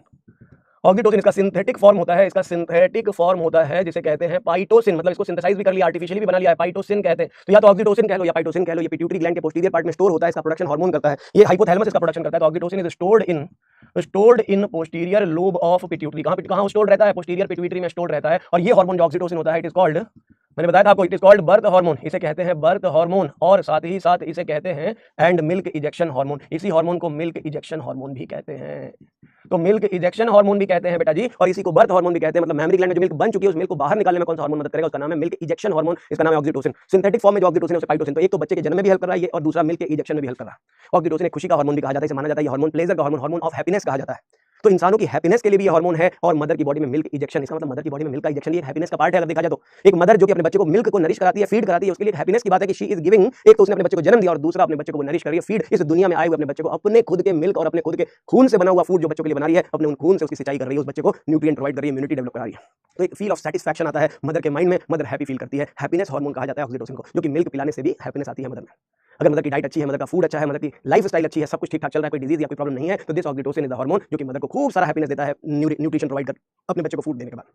तो मेमरी ग्लैंड से रिलेटेड, उसकी लोकेशन से रिलेटेड पॉइंट और उससे हार्मोन से रिलेटेड पॉइंट है जो कि आपको याद करने पड़ेंगे, ये आप रीडिंग करेंगे। इसके साथ साथ थोड़ा स्ट्रक्चरल पार्ट मैं आपको समझा देता हूं। मेमरी ग्लैंड का जो स्ट्रक्चर है जरा मैं उसको समझा देता हूं आपको। Structure of mammary gland, structure of mammary gland. Mammary gland किस तरीके से अरेंज होती है, कहां लोकेटेड है, उसके बारे में भी बात करी हमने। मेमरी ग्लैंड का डायग्राम जरा समझ लेते हैं एक बार, क्योंकि इस पे क्वेश्चंस भी बन सकते हैं, बनाए जा सकते हैं कि मेमरी ग्लैंड के कौन-कौन से पार्ट या करेक्ट सीक्वेंस जो मिल्क के फ्लो का जो डायरेक्शन है वो करेक्ट किस सीक्वेंस में मिल्क फ्लो करता है। तो आप देखेंगे मैंने बताया मेमरी ग्लैंड चेस्ट रीजन में पाई जाती है। मेमरी ग्लैंड चेस्ट रीजन में पाई जाती है। अगर हम इस डायग्राम को समझने की कोशिश करें तो आप देखोगे चेस्ट रीजन में आपको सपोर्टिंग मेम्ब्रेन्स या सपोर्टिंग स्ट्रक्चर्स भी मिल जाते हैं जो मेमरी ग्लैंड को पीछे से सपोर्ट भी कर रहे हैं। आप देखें आपकी चेस्ट वॉल में पाई जाती है ये, जिन्हें कह रहे हैं हम, आप देखेंगे यहाँ पे प्रेजेंट होती है रिब्स। क्या होती है? यहाँ पे रिब्स भी चेस्ट रीजन में प्रेजेंट है। तो ये देखिए, अगर हम इसको ब्लू कलर से जो मैं भी बना रहा हूँ, इन्हें हम रिब्स मान ले, ये रिब्स मान ले, तो आपको पता है रिब्स के बीच में जो मसल्स होती हैं उन्हें क्या कहते हैं? इंटरकोस्टल मसल्स कहते हैं। ये जो बोन्स के फॉर्म में बन रही हैं इन्हें हम रिब्स मान लेते हैं। ये जो है रिब्स हैं जो कि यहाँ चेस्ट रीजन में पाई जाती हैं। ठीक है जी, चेस्ट रीजन में रिब्स पाई जाती है, 12 जोड़ी होती है, और रिब्स के बीच बीच में जो स्पेस है वहाँ पे इंटरकोस्टल मसल्स पाई जाती है। और इसके अलावा भी यहाँ पे कुछ मसल्स होती हैं। इसके अलावा जो सेकंड ग्रुप है ये भी मसल्स का होता है। यहाँ देखें ये भी यहाँ पे मसल्स है। पेक्टोरल चेस्ट पे जो मसल्स होती हैं इन्हें पेक्टोरलिस मसल्स कहा जाता है। तो दूसरा जो सेट ऑफ मसल्स हम देख पा रहे हैं इन्हें पेक्टोरलिस मसल्स कहते हैं। ये हो गई पेक्टोरलिस मसल्स। कौन सी मसल्स हैं ये है पेक्टोरलिस मसल्स, ये मसल्स है। तो चेस्ट में दो तरह की मसल्स हो गई। यहाँ पे आप देखिए लेवलिंग अगर हम करें तो लेवलिंग में अगर हम लिखेंगे तो ये हो गई आपकी, ये इन्हें हम कह रहे हैं इंटरकोस्टल मसल्स। कौन सी मसल्स हैं ये? Intercostal muscles. ये इंटरकोस्टल मसल्स हो गई। ये जो होती हैं इन्हें हम लिख सकते हैं ये रिब्स हो गई। कौन हो गई? These are ribs. तो रिब्स के बीच में इंटरकोस्टल मसल्स, और ये जो दिख रही हैं इन्हें हम कह सकते हैं दीज आर पेक्टोरलिस मसल्स। क्या कहते हैं इनको? Pectoral muscles. चेस्ट में जो मसल्स है उनका नाम है पेक्टोरल मसल्स। जो पेक्टोरल गर्डल के पास पाई जाती है उन्हें पेक्टोरल मसल्स कहेंगे, सीधी सी बात है। तो आप देखिए ये हो गई चेस्ट में पाई जाने वाले स्ट्रक्चर में जो सपोर्टिंग है। अब कह रहे हैं मेमरी ग्लैंड का स्ट्रक्चर भी जरा देखते हैं। मेमरी ग्लैंड का स्ट्रक्चर अगर हम देखते हैं तो किस टाइप से ये बनती है, हम जरा इसको भी देख लेते हैं। तो मेमरी ग्लैंड को अगर हम देखें तो ये जो अरेंजमेंट होती है मेमरी ग्लैंड की, मेमरी ग्लैंड की अरेंजमेंट चेस्ट से एसोसिएटेड ये जो ग्लैंड दिखाई दे रही है, चेस्ट से एसोसिएटेड ये जो ग्लैंड दिखाई दे रही है, हम जरा इसके बारे में थोड़ा विस्तार पूर्वक चर्चा करेंगे। इसको थोड़ा डायग्रामेटिकली भी इसके पार्ट्स को समझेंगे। तो चेस्ट से जुड़ी हुई ये जो मसल है, ये जो स्ट्रक्चर है मेमरी ग्लैंड है, ये कुछ इस टाइप से अरेंज्ड है। इस अरेंज्ड ग्लैंड में, मेमरी ग्लैंड में आप देखें ये जो टर्मिनल पार्ट है ये एग्जिट पॉइंट है, ये एग्जिट गेट है, और इस एग्जिट गेट को हम कहते हैं निपल्स। यहाँ पे आप देखेंगे ढेर सारी पाइपलाइन पाई जाती है, पाइपें आकर के खुलती है जिनके थ्रू अलग अलग मिल्क जो होता है वो एग्जिट आ रहा है इन्हीं पाइपों से। ये जो पाइप है इन्हीं के थ्रू मिल्क यहाँ एग्जिट हो रहा है, इस एग्जिट पॉइंट को हम निपल्स कह रहे हैं। अब ये निपल्स जो होते हैं जरा देखेंगे, इन निपल्स की जो डक्ट होती हैं, ये जो निपल्स की डक्ट है अगर हम देखें, एक डक्ट दूसरी डक्ट ऐसे करके कई सारी डक्ट्स होती हैं, कई सारी डक्ट्स हैं। एक डक्ट ये है, ये मान लें, एक डक्ट ये मान लें, ऐसे करके कई सारी पाइप लाइन्स आके कनेक्ट हुई है इसमें, कई सारी पाइप लाइन्स आकर के यहाँ कनेक्ट हुई हैं, अंदर से मिल्क लेकर के आती हैं ये पाइपें मिल्क लेकर के अंदर से आई है। आप देखें ये सारी पाइप मिल्क लेकर के आई है। तो मिल्क लेकर के आने वाली ये डक्ट है, अभी मैं बताऊंगा एक करके क्या है ये सारी डक्ट। पहले हम डायग्राम इसका समझ लेते हैं, डायग्राम इसका समझ लेते हैं। इस डायग्राम में आप देखें मेमोरी ग्लैंड का जो डायग्राम है, जरा हम इसको समझ लेते हैं। ये हो गई एम्प्यूला, ये हो गई एम्प्यूला, ये डायलेटेड एक सोलन फूला हुआ हिस्सा आपको दिखाई दे रहा होगा, एम्प्यूला कहते हैं इसको। क्या कहते हैं? इसे कहते हैं एम्प्यूला, एम्प्यूला, एम्प्यूला। ये सारे एम्प्यूला हैं। इस एम्प्यूला में मिल्क टेम्पररी आकर के स्टोर होता है। एम्प्यूला के अंदर ये वो जगह है जहाँ पे एग्जिट से पहले मिल्क टेम्पररी आकर के स्टोर होता है। और अब देखें इसी एम्प्यूला से कनेक्टेड होती हैं कई सारी ब्रांचेस। अभी देखेंगे हम, एम्प्यूला से कनेक्टेड होती हैं कई सारी पाइप्स। आप देखें एक एम्प्यूला है और उस एम्प्यूला से कनेक्टेड होती हैं कई सारी ब्रांचेस। ये देखें ये एम्प्यूला है, एक एम्प्यूला, और उस एम्प्यूला से आकर के कई सारे पाइप्स आकर के जुड़े हुए हैं। आप देखें ये अलग अलग पाइप्स, अलग अलग ब्रांचेस आपको एक ही एम्प्यूला से कनेक्टेड दिखाई दे जा रहे होंगे। यहाँ पे ये पूरा बंडल होता है, जैसे आप अंगूर के गुच्छे देखते हो ना, जैसे अंगूर के गुच्छे देखते हो वैसे ही यहाँ पे ग्रेप लाइक गुच्छों की तरह संरचनाएं पाई जाती हैं, बहुत सारी। मतलब आपको दिखेगा कि पूरा गार्डन फैला हुआ है, ये पूरा गार्डन जो है वो फैला हुआ है ऐसे करके, ये पूरे ब्रांचेस इनकी इसी टाइप से फैली हुई हैं। आप देखें तो ये देखेंगे मेमोरी ग्लैंड में से कई सारी ऐसी ब्रांचेस आपको दिखाई दे जाती हैं। एक सिंगल को हम देखें तो इसके पास कुछ इस टाइप से एल्वियोलाई पाई जाती है, इसे मेमोरी लोब्स कहते हैं। ये देखें ये सारे जो दिखाई दे रहे हैं इन्हें हम मेमोरी लोब्स कह रहे हैं। ये देखें ये मेमोरी लोब्स कह रहे हैं इन सब में, ये देखें ये मेमोरी लोब्स हैं। आप देखेंगे एक सिंगल पार्ट में इस तरीके से लोब जैसी अरेंजमेंट है। ये देखें एक सिंगल है ये, तो एक सिंगल मेमोरी ग्लैंड की हम बात करें, ईच मेमोरी ग्लैंड, तो उसमें से कई सारी साइट होती है जहां मिल्क का प्रोडक्शन होता है। ये आपको पूरा एकदम गार्डन जैसा दिखाई देगा, जैसे किसी गार्डन के अंदर गार्डन की अरेंजमेंट जिस तरीके से होती है बिल्कुल वैसे ही आप देखो उस तरीके से ये ब्रांच होता है। जैसे मान लो कि फूलों का बागीचा है, बागीचा जैसे ग्रेप लाइक क्लस्टर जिसको कहते हो, उसी ग्रेप लाइक क्लस्टर की तरह ये ऐसे फैला हुआ है। ये देखो ये कुछ इस टाइप से बागीचा बना हुआ है पूरा। ये देखेंगे अगर तो पूरा बागीचे जैसा स्ट्रक्चर आपको मैं बना करके दिखा रहा हूँ। कोशिश है कि आप इसके हर बात को समझने की कोशिश करेंगे, हर बात को जानने और समझने की कोशिश करेंगे, मेमोरी ग्लैंड को बिल्कुल अच्छे ढंग से क्लियरली समझ जाएंगे। इसमें डक्ट पे जो क्वेश्चन आते हैं वही बता रहा हूं, मेरा मेन टारगेट है आप इनके पाइपों को समझ जाए, अगर कि पाइपें जो इनकी होती हैं वो किस टाइप से अरेंज होती हैं, बस वो समझ गए अगर क्वेश्चन जो बनेगा वो आप वहां से कर लोगे बड़े आराम से, तो कोई डाउट नहीं होगा आपको। तो ये सारा कुछ आप जो देख रहे हो मेमोरी ग्लैंड के अंदर, ये मेमोरी ग्लैंड के अंदर वो जगह हैं, वो स्ट्रक्चर्स हैं जहां पे मिल्क की सिंथेसिस होती है। आप देखो ये जो है, ये जो जगहें हैं, ये जगह मिल्क की सिंथेसिस वाला जगह है, यही मिल्क बनाई जाती है। ये सब एल्वियोलाई कही जाती है। क्या कही जाती है? इन्हें हम ग्रेप लाइक क्लस्टर्स कहते हैं। इनके अंदर ग्रेप जैसे ग्रेप्स होते हैं ना, बिल्कुल वैसे ही गुच्छों में लटके हुए स्ट्रक्चर जो आपको दिखाई दे रहे हैं, यही वो जगह है जहां मिल्क बनती है, यही वो जगह है। बिल्कुल सोचें और समझें। कह ये जो गुच्छे देख रहे हैं, एक सिंगल को मैं दिखाऊंगा, देखो अंगूर की तरह किस तरीके से ये अंगूर के दानों की तरह किस तरीके से ये ऑर्गेनाइज होता है। आप देखें ये ऑर्गेनाइज जो दिख रहा है, ये अंगूर के दाने जो आपको दिखाई दे रहे हैं किस तरीके से हैं ऑर्गेनाइज। देखें ये जैसे अंगूर होते हैं ना, बिल्कुल वैसे ही क्लस्टर्स होते हैं, तो इन्हीं अंगूर के दानों की तरह ये अरेंज होता है और यहीं पे मिल्क की सिंथेसिस होती है। तो सीधी सीधी बात है, आप देखें एक मेमोरी ग्लैंड के अंदर लगभग 15 से 20 ऐसे लोब्स पाए जाते हैं, इन्हें कहते हैं मेमोरी लोब्स। इसे एक को मैं दिखा सकता हूं, यहाँ पे एक को दिखा देता हूं, यहाँ पे इसे कह रहे हैं मेमोरी लोब। क्या कहते हैं बेटा? इसे कह रहे हैं मेमोरी लोब। ये है मेमोरी लोब्स, और एक मेमोरी ग्लैंड में लगभग 15 से 20 लोब्स पाए जाते हैं, 15 to 20 लोब्स पाए जाते हैं, और हर लोब के अंदर छोटे छोटे ग्रेप लाइक क्लस्टर्स है जिन्हें लोब्यूल्स कहा जाता है। ये ग्रेप लाइक क्लस्टर्स है जिन्हें लोब्यूल्स कहते हैं, और इन्हीं लोब्यूल्स में मिल्क प्रोड्यूसिंग साइट जो होती है, मिल्क प्रोड्यूसिंग साइट जो ग्रेप लाइक क्लस्टर्स आपको ये दिखाई दे रहे हैं, ये जो डायग्राम में दिखाने की कोशिश की जा रही है, इन ग्रेप लाइक क्लस्टर्स को मिल्क प्रोड्यूसिंग साइट कहते हैं, इन्हीं को एल्वियोलाई कहा जाता है। ये देखें इन्हीं को कहते हैं एल्वियोलाई, एल्वियोलाई, यहीं पे मिल्क का प्रोडक्शन होता है। तो मेमोरी लोब्स के अंदर लोब्यूल्स हैं और लोब्यूल्स के अंदर एल्वियोलाई, एल्वियोलाई को कहते हैं सैक लाइक स्ट्रक्चर जहां मिल्क की सिंथेसिस होती है। याद रखेंगे एल्वियोलाई जो होते हैं वो क्या होते हैं? एल्वियोलाई होते हैं sac like structures, sac like structures which are called site of milk synthesis। क्या कहते हैं? site of milk synthesis। alveolar cell से ही मिल्क की सिंथेसिस करती हैं और बनने के बाद मिल्क इन्हीं में स्टोर होता है और फिर आगे इनको बाहर निकाला जाता है। जिन रस्तों से निकाला जाता है, ये देखिए आप डक्ट वाइज अगर आप देखेंगे, इनकी पाइपों को अगर आप देखेंगे तो ये पाइप्स आपको यहां से दिखनी शुरू हो जाती है। ये देखें ये जो पाइप्स देख रहे हैं आप, इन्हें कहते हैं मेमोरी ट्यूब्यूल्स। क्या कहते हैं? इन्हें कहते हैं मेमोरी ट्यूब्यूल्स। जो लोब्स में से निकल रही है बाहर, मेमोरी ट्यूब्यूल्स कहते हैं। और मेमोरी ट्यूब्यूल्स ऐसे कई सारी मेमोरी ट्यूब्यूल्स आपस में जुड़ जाती हैं, कई सारी ट्यूब्यूल्स जुड़ जाती हैं और यहां आकर के एक डक्ट बनाती हैं। ये देखें इसे कहते हैं कॉमन मेमोरी डक्ट, इसका नाम होता है, इसे कहते हैं मेमोरी डक्ट। तो सीक्वेंस में ध्यान रखेंगे, एल्वियोलाई से शुरू होगी कहानी, एल्वियोलाई सबसे पहले होगा, फिर आएगा ट्यूब्यूल, एल्वियोलाई से ट्यूब्यूल में जाएगा, ट्यूब्यूल से जाएगा मेमोरी डक्ट में, और कई सारे मेमोरी डक्ट जब कंबाइन कर जाएंगे तो वहां पे बनती है जो स्ट्रक्चर, इसे कहते हैं जहां ये देखें जहां पे अब मिल्क बिफोर एग्जिट से पहले जहां मिल्क स्टोर होता है उस साइट को कहते हैं एम्प्यूला, या उसे कहते हैं लैक्टिफेरस साइनसेस कहते हैं।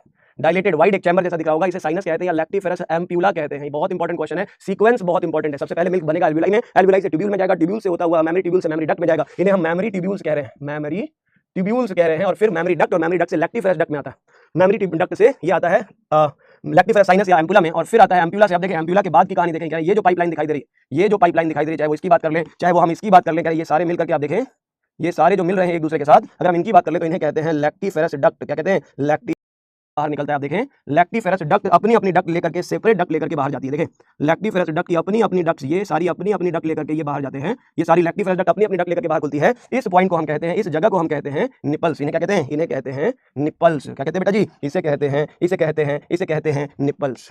तो ये है एग्जिट पॉइंट, फाइनल एग्जिट के लिए निपल्स है। मतलब 5 नंबर पे आप रखोगे लैक्टिफेरस डक्ट को और 6 नंबर पे रखोगे निपल्स को। और निपल्स के आसपास का जो एरिया होता है वहां अगर आप देखोगे तो निपल्स के आसपास का एरिया, ये देखें ये थोड़ा सा पिंक कलर का होता है। वैसे कलर के नाम पे आप पिंक यहाँ पे नहीं देख रहे हैं, यहाँ मैं ब्लू कलर यूज कर रहा हूँ, लेकिन आप ये देखें थोड़ा पिंकिश, थोड़ा पिगमेंटेड एरिया सा दिखता है।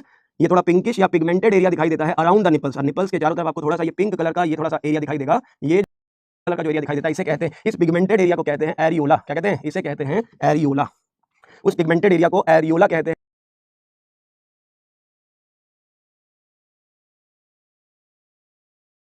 पाया जाता है। तो लेवलिंग वाइज आप देखें मैमरी ग्लैंड के सारे पार्ट्स की लेवलिंग जो यहाँ पे पिगमेंटेड एरिया को कहते हैं एरियोला। क्या कहते हैं? इसे कहते हैं एरियोला। उस पिगमेंटेड एरिया को एरियोला कहते हैं जो निपल्स के अराउंड पाया जाता है। तो लेवलिंग वाइज आप देखें मैमरी ग्लैंड के सारे पार्ट्स की लेवलिंग जो यहाँ पे करी गई है वो आप देखें और समझे। कह रहे हैं ये ग्रेप लाइक क्लस्टर्स हैं, इसी में एल्वियोलाई है। एक मैमरी ग्लैंड में ऐसे कई सारे लोब्स पाए जाते हैं। ऐसे देखें ये कई सारे लोब्स होते हैं, ये एक लोब है, ये जो मैंने बनाया ये टिश्यू होते हैं। ब्रेस्ट ग्लैंड में, मैमरी ग्लैंड में फैटी टिश्यू पाए जाते हैं। तो जो size of the breast gland होता है आप देखोगे साइज होता है वो अलग अलग होता है। वो साइज किस बात पे डिपेंड करता है? वो डिपेंड करता है एडिपोज टिश्यू पे। अमाउंट ऑफ एडिपोज टिश्यू इसमें कुशन की तरह पाई जाती है। आप देखोगे जो एडिपोज टिश्यू होती है वो कुशन की तरह पाई जाती है। आप जगह जगह देखोगे यहाँ पे आपको जगह जगह एडिपोज टिश्यू दिखाई देते हैं। यहाँ पे आपको जगह जगह एडिपोज टिश्यू दिखाई देते हैं। तो मेमोरी ग्लैंड का साइज याद रखोगे आप लोग, किस बात पे डिपेंड करता है? उसमें कितना फैट, कितना कुशन उसमें फैटी टिश्यू का प्रेजेंट होता है, कितना फैट भरा पड़ा है, ये उसी पे डिपेंड करता है। ये देखें ये जो है ये आपको दिखाई दे रहे हैं, ये फैट हम दिखाने की कोशिश कर रहे हैं। ये जो फैटी टिश्यू है वो पाया जाता है, वो फैटी टिश्यू यहाँ कुशनिंग इफेक्ट बनाता है, कुशनिंग इफेक्ट प्रोवाइड करता है। तो ये जो भी हमने ड्रॉ किया है ये सारे के सारे यहाँ कुशनिंग फैटी टिश्यू के फॉर्म में पाए जाते हैं, कुशनिंग टिश्यू के फॉर्म में पाए जाते हैं। और यही मेमोरी ग्लैंड का साइज डिटरमाइन करते हैं। ये कॉटन नहीं है, ऐसा कॉटन भर दिया यहाँ पे है जी, कॉटन नहीं भर दिया। ये क्या बताया? ये बताया ये अमाउंट ऑफ फैटी टिश्यू है, ये है फैटी टिश्यू, फैटी टिश्यू। ये टिश्यू ही ब्रेस्ट ग्लैंड का साइज डिटरमाइन करते हैं। तो मेमोरी ग्लैंड का स्ट्रक्चर ये पूरा का पूरा आपको समझा दिया मैंने। डक्ट सिस्टम में क्वेश्चन पूछा जाता है। मेमोरी ग्लैंड में डक्ट का जो रोल है, जो ट्रांसपोर्टेशन के लिए करेक्ट डायरेक्शन होती है वो क्या होती है वो आपके सामने है। अब जरा एनसीईआरटी की लाइनों को देख लेते हैं क्या कहती है एनसीईआरटी मेमोरी ग्लैंड से रिलेटेड। एनसीईआरटी ने क्या कहा है जरा उसको भी फोकस करेंगे, बिना एनसीईआरटी के अपना काम तो चलने वाला है नहीं। तो देखेंगे फटाफट। एनसीईआरटी देवी की पहली लाइन लिखती है, कहती है functional mammary gland is the characteristic of all female mammals. सभी फीमेल, समस्त माताओं बहनों की, सभी फीमेल्स की ये स्पेशल कैरेक्टरिस्टिक होती है, उनके पास एक फंक्शनल मेमोरी ग्लैंड पाई जाती है। लेकिन इसका फंक्शन बर्थ के टाइम नहीं शुरू होता, प्यूबर्टी आने के बाद ये डेवलप होनी शुरू होती है। The memory gland paired structure breast जिन्हें कहते हैं contain glandular tissue with variable amount of fat. अलग अलग अमाउंट होती है फैट की, अलग अलग फीमेल में अलग अलग amount. Glandular tissue of each breast is divided into 15 से 20 लोब। जहां सीक्रेशन होता है वो लगभग 15 से 20 होते हैं, जो कि मेमोरी लोब्स कहे जाते हैं। और उनके अंदर सेल्स पाई जाती है जहां मिल्क बनता है, उसे कहते हैं alveoli. The cells of alveoli secrete milk, जो कि स्टोर होती है कैविटी में, कैविटी ऑफ एल्वियोलाई में, मतलब सीक्रेशन करने वाली सेल्स एल्वियोलाई में पाई जाती है, जो सीक्रेट करती है और फिर वो स्टोर हो जाता है उस एल्वियोलाई के स्पेस में। जैसे कि मैंने कहा एल्वियोलाई एक सैक लाइक स्ट्रक्चर है, ये एल्वियोलर सैक लाइक स्ट्रक्चर है। यहाँ एल्वियोलर सेल्स पाई जाती है और ये सेल्स जो होती हैं ये मिल्क की सिंथेसिस करती हैं। यहाँ जो सेल्स होती हैं ये सेल्स मिल्क की सिंथेसिस करती हैं, ये मिल्क बनाती है। और ये मिल्क कहाँ स्टोर हो जाता है? ये मिल्क स्टोर हो जाता है इसी स्पेस में, ये एल्वियोलाई के स्पेस में मिल्क की स्टोरेज हो जाती है। तो ये रही एल्वियोलर सेल्स, ये हैं एल्वियोलर सेल्स। यही वो सेल्स हैं जो मिल्क बनाती हैं और यहीं पे मिल्क का स्टोरेज हो जाता है। तो मिल्क जो स्टोर हो गया अब यहीं से एग्जिट होता है, ट्यूबुलर पार्ट से शुरू होगा ये एग्जिट होना। तो the alveoli opens into memory tubule. सबसे पहले आएंगे मेमोरी ट्यूब्यूल्स, ट्यूब्यूल्स से आएंगे डक्ट, जहां पे ये खुलेगा उसे कहेंगे मेमोरी डक्ट। मेमोरी डक्ट जो होते हैं वो कई सारी मेमोरी डक्ट ज्वाइन करती हैं एक मेमोरी एम्पुला को, याद रखेंगे कई सारी मेमोरी डक्ट एक एम्पुला बनाती हैं। ये मान लो ये मेमोरी डक्ट, मान लो ये मेमोरी डक्ट, ये मेमोरी डक्ट, ये मेमोरी डक्ट, ये मेमोरी डक्ट, कई सारी मेमोरी डक्ट आकर के ज्वाइन करती हैं एक सिंगल एम्पुला को। याद रखेंगे एक एम्पुला को ज्वाइन करने के लिए कई सारी मेमोरी डक्ट्स होती हैं, अलग अलग मेमोरी डक्ट होती हैं। ये अलग मेमोरी डक्ट, ये अलग मेमोरी डक्ट, अलग अलग, ये कह रहे अलग अलग एरिया से मिल्क लेकर के आई हैं, ये अलग अलग क्षेत्र से मिल्क लेकर के आई हैं। तो ये सारी की सारी आकर के इधर एक जगह पे आकर के ज्वाइन करती है, इसे कहते हैं एम्पुला। क्या कहते हैं? इसे कहते हैं एम्पुला। तो ये हो गया ampulla. Several mammary duct join to form mammary ampulla which is connected to lactiferous duct. ये जो होती है इसको लैक्टिफेरस डक्ट कहते हैं। फाइनली ये निपल्स के थ्रू मिल्क को बाहर निकाल देती है। तो निपल से मिल्क बाहर हो जाते हैं, एग्जिट हो जाते हैं, milk is sucked out, lactiferous duct through which milk is sucked out. तो लैक्टिफेरस डक्ट जब बाहर खुलती है तो जिस ओपनिंग पे खुलती है उसी को निपल्स कहते हैं। लैक्टेशन में आगे बात करेंगे। एनसीईआरटी का जो डायग्राम दिया हुआ है, एनसीईआरटी में बड़ा बेहद खूबसूरत डायग्राम दिया हुआ है मेमोरी ग्लैंड का, वो आप देख सकते हैं। मेमोरी ग्लैंड के पीछे ये देखें रिब्स हैं, ये मस्कुलर पार्ट है, रिब्स के बीच में जिन्हें इंटरकोस्टल मसल्स कहते हैं, और ये पेक्टोरलिस मसल्स है। ये जो पिगमेंटेड एरिया होता है जहां निपल्स खुलती हैं उसे कहते हैं एरियोला। ये हो गया एरियोला जहां पे मिल्क ग्लैंड की डक्ट खुलती है, ये निपल हो गया। ये लैक्टिफेरस डक्ट हो गई, ये एम्पुला हो गया। ये देखें एम्पुला हो गया, सोलन पार्ट जो दिख रहा है वो एम्पुला, और इसके अंदर जो क्लस्टर्स दिखाई दे रहे हैं वो होती है मेमोरी लोब्स के अंदर एल्वियोलाई। ये हो गई एल्वियोलाई। तो एल्वियोलाई कनेक्टेड है मेमोरी डक्ट से, डक्ट खुलती है एम्पुला में, एम्पुला जाती है लैक्टिफेरस डक्ट पे, लैक्टिफेरस डक्ट खुलती है निपल्स में। तो डायरेक्शन अगर पूछी जाए मिल्क के फ्लो की तो एल्वियोलाई से शुरू करेंगे। मिल्क के फ्लो की सही दिशा अगर पूछी जाए तो आप एल्वियोलाई से शुरू करेंगे 1, फिर आएगा मेमोरी डक्ट 2, फिर एम्पुला आएगा 3, फिर लैक्टिफेरस डक्ट 4, फिर निपल्स 5। मतलब अकॉर्डिंग टू एनसीईआरटी उसमें मेमोरी ट्यूब्यूल डायग्राम में नहीं दिया, इसलिए हम नहीं कंसीडर कर रहे हैं। और बाकी ये जो कॉटन मैंने कहा था कॉटन से भर दो, कह रहे मेमोरी ग्लैंड का साइज कौन डिसाइड करेगा? ये फैट है, जो कि वेरिएबल अमाउंट अलग अलग फीमेल में अलग अलग अमाउंट में फैट होती है, इसलिए ब्रेस्ट ग्लैंड का जो साइज होता है वो इसी फैट पर डिपेंड करता है। It determines the size of memory gland. तो साइज ऑफ मेमोरी ग्लैंड यही डिसाइड करने वाला स्ट्रक्चर है। समझ आ गई बात? तो ये हो गया मेमोरी ग्लैंड का फोटो डायग्राम, एनसीईआरटी और एक्सप्लेनेशन। अब आती है बात अगले टॉपिक पे चलते हैं जो कि बहुत इंपॉर्टेंट होने वाला है गैमेटोजेनेसिस। और जैसा कि हम सभी लोग जानते हैं सेक्सुअल रिप्रोडक्शन का प्रोसेस, करें स्ट्रक्चरल पार्ट हमने कंप्लीट कर लिया है, मेल और फीमेल रिप्रोडक्टिव सिस्टम पढ़ लिया। अब सिस्टम समझने के लिए हमारे पास सिस्टम के बाद जो प्रोसेस है, जो एक्चुअल सेक्सुअल रिप्रोडक्शन का प्रोसेस है, जिसको हमने पहले दिन में डिस्कस किया था कि किसी भी ऑर्गेनिज्म में सेक्सुअल रिप्रोडक्शन करने के लिए सेक्सुअल रिप्रोडक्शन का जो पूरा प्रोसेस है उसको अगर आप देखोगे तो इसमें 3 मेजर इवेंट्स हैं on the basis of fertilisation. पहला होता है जिसे कहते हैं प्री फर्टिलाइजेशन इवेंट। क्या कहते हैं? प्री फर्टिलाइजेशन इवेंट कहते हैं। तो पहला इवेंट है प्री फर्टिलाइजेशन इवेंट्स। दूसरी इवेंट होती है जिसे कहते हैं फर्टिलाइजेशन इवेंट। क्या कहते हैं? फर्टिलाइजेशन इवेंट्स कहते हैं सेक्सुअल रिप्रोडक्शन की दूसरी इवेंट। और तीसरी इवेंट होती है जिसे कहते हैं बेटा जी पोस्ट फर्टिलाइजेशन इवेंट। क्या कहते हैं? पोस्ट फर्टिलाइजेशन इवेंट्स कहते हैं। तो आप देखेंगे जो रिप्रोडक्शन का पूरा प्रोसेस है उसमें 3 मेजर इवेंट है सेक्सुअल रिप्रोडक्शन में, जिनमें से पहला जो आप देख रहे हो प्री फर्टिलाइजेशन इवेंट, इसमें एक होता है गैमेटोजेनेसिस, एक होता है गैमेटोजेनेसिस और दूसरा होता है गैमीट ट्रांसफर। क्या होता है? गैमीट ट्रांसफर होता है। तो ये चीज सबसे बेसिक चीज है जो आपको समझना चाहिए कि किसी भी प्रोसेस में रिप्रोडक्शन का प्रोसेस कंप्लीट करने के लिए गैमीट्स का फॉर्मेशन होगा। लेकिन वो गैमीट बनता कहां था? अभी हम जो बात कर रहे थे वो केवल इसकी कर रहे थे कि गैमीट बनता कहां है, मेल रिप्रोडक्टिव सिस्टम और फीमेल रिप्रोडक्टिव सिस्टम के प्राइमरी सेक्स ऑर्गन को वो ऑर्गन कहते हैं जहां गैमीट बनता है। कौन कौन से ऑर्गन्स पाए जाते हैं, कौन सा ऑर्गन गैमीट ट्रांसपोर्ट में हेल्प करता है, कौन गैमीट के ट्रांसफर में हेल्प करता है, कौन फर्टिलाइजेशन में हेल्प करता है, ये सारे अभी हमने स्ट्रक्चरल पार्ट्स पढ़े। अब कौन क्या करता है वो पढ़ लिया, कैसे होता है वो प्रोसेस शुरू करते हैं। सबसे पहला प्रोसेस है गैमेटोजेनेसिस। तो गैमेटोजेनेसिस का मतलब होता है the process of gamete formation. Gametogenesis का क्या मतलब होता है? जो कि फर्स्ट इवेंट कही जाती है गैमेटोजेनेसिस को हम फर्स्ट इवेंट कहते हैं गैमेटोजेनेसिस, फॉर्मेशन ऑफ गैमीट्स। क्या कहते हैं इसको? Formation of gametes. गैमीट्स का फॉर्मेशन। और गैमीट्स क्या होती हैं? स्पेशलाइज्ड सेल्स होती हैं जिन्हें हम स्पर्म्स या ओवम कहते हैं। मेल्स के केस में, मेल्स में कहते हैं इन्हें स्पर्म्स, मेल गैमीट का नाम होता है स्पर्म्स और फीमेल गैमीट का नाम होता है ओवम। तो मेल और फीमेल गैमीट का फॉर्मेशन होता है, उसे गैमेटोजेनेसिस कहते हैं। और गैमेटोजेनेसिस में आप देखोगे ओवरऑल अगर हम मेल और फीमेल दोनों में देखें सम स्टेजेस, जो प्रोसेस है वो ऑलमोस्ट कॉमन है। जो आप प्रोसेसिंग की बात करते हो कि ऑल द प्रोसेसेस जो इवेंट्स होती है गैमेटोजेनेसिस में, the processes in both male and females, मतलब स्पर्म और ओवा बनाने के लिए प्रोसेसेस आर ऑलमोस्ट कॉमन। क्या होता है? ऑलमोस्ट कॉमन होता है। मतलब जो इवेंट्स या प्रोसेस हो है वो ऑलमोस्ट कॉमन है। तो क्वेश्चन होता है फिर फर्क क्या है दोनों में, डिफरेंस क्या है? तो डिफरेंस किस बात का है? डिफरेंस किस बात का है? बट दे डिफर किस बात में डिफर करते हैं? स्पर्म और ओवा का बनना किस बात में डिफर करते हैं? Differ in the duration. किसमें? फेज का जो टाइम होता है, the duration of the phases, the duration of different phases, duration of different phases जो होती हैं वो अलग अलग होती हैं। प्लस नंबर ऑफ सेल, कितनी नंबर में वो बनाएगी, डिफरेंट फेजेस का duration, and number of cells formed, कितनी सेल्स बनाई जाएंगी इस बात पे भी डिपेंड करता है कि किस बात में कह रहे कौन कौन सी फेजेस आएंगे, उस फेज का ड्यूरेशन कितना होगा। मैंने कहा प्रोसेस एक जैसे ही है लगभग, बट कितने देर तक कौन चलेगा वो अलग अलग होता है, कितनी नंबर ऑफ सेल्स बनेगी वो अलग अलग होता है। प्लस टाइमिंग कब स्टार्ट होगा, मैंने कहा टाइमिंग, ड्यूरेशन भी अलग है, टाइमिंग भी अलग है। Timing also varies in males जो होता है वो स्पर्मेटोजेनेसिस की हम बात करें, स्पर्मेटोजेनेसिस जो होती है that starts onset of puberty. जब प्यूबर्टी आती है मेल्स में तब शुरू होता है and continues through out life. कब तक कंटिन्यू रहती है? It continues through out life, पूरे जिंदगी ताउम्र मेल्स में स्पर्म प्रोडक्शन होता रहता है, पूरी जिंदगी स्पर्म प्रोडक्शन करते रहते हैं मेल्स, तो थ्रू आउट लाइफ कंटिन्यू रहता है। लेकिन वहीं अगर हम फीमेल्स की बात करते हैं तो in case of females, in females oogenesis start होती है। oogenesis स्टार्ट्स कब स्टार्ट होती है भाई? oogenesis starts before birth. बहुत जल्दबाजी रहती है भाई साहब इनको, इतनी जल्दबाजी रहती है, बहुत बेकरारी रहती है, बिफोर बर्थ शुरू हो जाती है। और इसीलिए but ends after the age of approximately 50 to 55 years. 50 से 55 साल की उम्र आते आते फीमेल्स की रिप्रोडक्टिव लाइफ एंड हो जाती है, ओवम का बनना बंद हो जाता है। तो ज्यादा जल्दी दिखाई, बर्थ से पहले शुरू कर दिया सब कुछ, बर्थ से पहले ही ओवम बनाना शुरू कर दिया, तो जितनी जल्दी दिखाई उतना जल्दी ही पॉज लग गया। लेकिन मेल्स के केस में थोड़ा टाइम लिया, पका, अपने आप को पका के जब मैच्योरेशन के लायक बना तब स्पर्म बनाना शुरू किया। लेकिन जब वो तब बनाया, कह रहे थोड़ा बाद में ही सही, लेकिन जब पका तो एकदम लाइफ तक चलता रहा, पूरी जिंदगी स्पर्म बनाता रहा। तो मेल्स के केस में पूरी जिंदगी स्पर्म फॉर्मेशन होता है, फीमेल्स में एक एज के बाद ओवम का प्रोडक्शन बंद हो जाता है।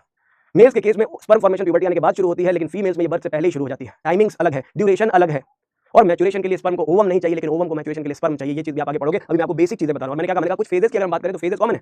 फेज वाइज देखोगे तो फेजेस दोनों के केस में 3 फेजेस होती है और दोनों की फेजेस कॉमन है, मतलब दोनों में एक जैसी फेजेस देखने को मिलती है। अगर मैं बात करूं फेजेस की बात करूं, नॉर्मली जो कॉमन फेजेस हैं, फेजेस ऑफ गैमेटोजेनेसिस, तो 3 फेज में गैमेटोजेनेसिस को डिवाइड किया जा सकता है। एक होती है जिसे कहते हैं मल्टीप्लिकेशन फेज। मल्टीप्लिकेशन चाहे मेल हो या फीमेल, दोनों में मल्टीप्लिकेशन फेज आती है, मतलब मल्टीप्लाई करना, सबसे पहले वो मल्टीप्लिकेशन फेज में एंटर करते हैं, अपना नंबर बढ़ाने का काम करते हैं। मल्टीप्लिकेशन फेज होती है। और दूसरी होती है जिसे कहते हैं ग्रोथ फेज, जहां कोई डिवीजन नहीं होता। सेकंड फेज का नाम है ग्रोथ फेज और तीसरी फेज का नाम है मैच्योरेशन फेज। तो फेज वाइज अगर आप देखोगे तो दोनों में तीनों फेजेस कॉमन है। मैच्योरेशन फेज समझने वाली बात क्या है, कंसेप्ट क्या कहता है, कंसेप्चुअली देखोगे तो multiplication is the phase of mitotic division only. ये कैसा डिवीजन है? माइटोटिक डिवीजन है, मतलब शुरुआत में दोनों स्पर्म हो या ओवम माइटोटिक डिवीजन करते हैं और इसका पर्पस होता है increase the number of cell. क्या करते हैं ये अपनी सेल्स का नंबर बढ़ाते हैं। नंबर ऑफ सेल बढ़ाने के लिए इन्होंने माइटोटिक डिवीजन प्रेफर किया, इक्वेशनल डिवीजन, ताकि क्रोमोसोम्स का नंबर अफेक्ट ना हो, क्रोमोसोम का नंबर चेंज ना हो, बस खाली नंबर ऑफ सेल्स इंक्रीज हो, क्रोमोसोम का नंबर इक्वेशनल मतलब सेम रहेगा। तो स्पर्म हो या ओवा सबसे पहले मल्टीप्लाई करते हैं to increase their number, mitotic division करते हैं टू इंक्रीज देयर नंबर। लेकिन ग्रोथ फेज में जब आते हैं तो यहाँ पे खाली ग्रोथ करना काम है। It is non dividing phases, non dividing phase, इसमें कोई डिवीजन नहीं होता है, नॉन डिवाइडिंग फेज कहते हैं। एक ऐसी फेज जिसमें डिवीजन करते करते जब थकावट हो जाती है तो रेस्ट किया जाता है, ये इंटरफेज की तरह होती है। डिवीजन करते करते जब थकान हो जाती है तो रेस्ट करने के लिए ये इंटरफेज में जाते हैं, जिसमें ये अपनी प्रोटीन को गैदर करते हैं, अपना डीएनए रेप्लिकेट करते हैं और अपने आप को रेडी करते हैं, मैच्योर होने के लिए रेडी करते हैं। तो फाइनल स्टेज में जब ये अपने आप को मैच्योर होने के लिए रेडी करते हैं, प्रिपेयर करते हैं मैच्योरेशन के लिए, प्रिपेयर फॉर मैच्योरेशन फेज, किसके लिए? प्रिपेयर फॉर मैच्योरेशन, मतलब मैच्योर होने की तैयारी। मैच्योर होने की तैयारी को कहते हैं ग्रोथ फेज। और उसके बाद जब ये मैच्योरेशन फेज में एंटर करते हैं तो क्या करते हैं? ये मियोटिक डिवीजन करते हैं, मियोसिस करते हैं और अपना क्रोमोसोम नंबर आधा कर लेते हैं, 2n से हाफ कर लेते हैं, हैप्लॉइड सेल्स का फॉर्मेशन करते हैं, मियोटिक डिवीजन करके हैप्लॉइड सेल्स बनाते हैं। बहुत इंपॉर्टेंट क्वेश्चन है, हैप्लॉइड सेल्स आर फॉर्म्ड, बहुत इंपॉर्टेंट है, चाहे वो मेल गैमेट हो चाहे वो फीमेल गैमेट हो, ये तीन फेजेस दोनों केस में होती है, स्पर्म बनाने में भी होती है और ओवम बनाने में भी होती है। मैंने क्या बताया? फर्क किस चीज का है? फर्क है इनकी टाइमिंग का, कब होंगे और कब तक होंगे, कब शुरू होंगे और कब तक होंगे, ये टाइमिंग का फर्क होता है स्पर्म और ओवा बनने में। अदरवाइज दोनों की फेजेस, ये तीनों फेजेस मेल में भी है, तीनों फेजेस फीमेल में भी है। तो शुरुआत हम सबसे पहले मेल्स के गैमेट फॉर्मेशन से करेंगे। सबसे पहले हम मेल गैमेट से फॉर्मेशन शुरू करेंगे। किससे शुरू करेंगे? मेल गैमेट फॉर्मेशन, और शुरुआत होगी स्पर्मेटोजेनेसिस से। किससे शुरुआत करेंगे? स्पर्मेटोजेनेसिस। स्पर्मेटोजेनेसिस जिसे कहते हैं फॉर्मेशन ऑफ स्पर्मेटोजोन्स, फॉर्मेशन ऑफ स्पर्मेटोजोन। सबसे पहले हम मेल्स की बात करेंगे कि किस प्रकार से स्पर्म का फॉर्मेशन होता है, तो फॉर्मेशन ऑफ स्पर्मेटोजोन्स की बात कर रहे हैं। और जो स्पर्मेटोजोआ, जो मेल गैमेट होता है, उसे कहते हैं स्पर्मेटोजोआ। इसी स्पर्मेटोजोआ को बनाने के लिए जो स्पर्म फॉर्मेशन है, इस प्रोसेस को स्पर्मेटोजेनेसिस कहते हैं। It is the process related to males. इन मेल्स के केस में साइट ऑफ स्पर्मेटोजेनेसिस, जो प्राइमरी सेक्स ऑर्गन है, site of sperm formation, spermatogenesis की अगर हम साइट की बात करते हैं तो ये होती है सेमाइनिफेरस ट्यूब्यूल्स। कहां पे होती है? सेमाइनिफेरस ट्यूब्यूल्स में। सेमाइनिफेरस ट्यूब्यूल्स के अंदर स्पर्म फॉर्मेशन के लिए सेल्स पाई जाती हैं। आपने पढ़ा था स्पर्मेटोगोनिया, मेल जर्म सेल्स पाई जाती हैं, वो हेल्प करती हैं इस प्रोसेस में, जो कि शुरू होता है द स्पर्मेटोजेनेसिस स्टार्ट्स, स्पर्मेटोजेनेसिस की जो एक्चुअल शुरुआत है, spermatogenesis starts after puberty. After puberty, जब मेल्स में प्यूबर्टी आती है तभी ये शुरू होता है, जिस समय अमाउंट ऑफ जो गोनाडोट्रोपिन हार्मोन है, जीएनआरएच का जो लेवल है, जब गोनाडोट्रोपिन का लेवल हाई हो जाता है, जब GnRH, gonadotropin releasing hormone, hypothalamus से जीएनआरएच एक्टिवेट होता है, तो वो प्रमोट करता है स्पर्म फॉर्मेशन को। और ऐसे इस प्रोसेस के दौरान जो स्टेप्स होते हैं, जो मेजर स्टेप्स हैं, वहां पे सबसे पहले एक होता है जिसे कहते हैं स्पर्मेटोसाइटोजेनेसिस। स्पर्मेटोसाइटोजेनेसिस पहला इवेंट है, स्पर्मेटोसाइटोजेनेसिस। दूसरा इवेंट होता है जिसे कहते हैं मियोसिस 1। क्या कहते हैं? मियोसिस 1। तीसरा इवेंट होता है जिसे कहते हैं मियोसिस 2, मियोसिस 2 कहते हैं। और तीसरी इवेंट होती है, चौथी इवेंट होती है जिसे कहते हैं स्पर्मियोजेनेसिस। क्या कहते हैं? इसे कहते हैं स्पर्मियोजेनेसिस।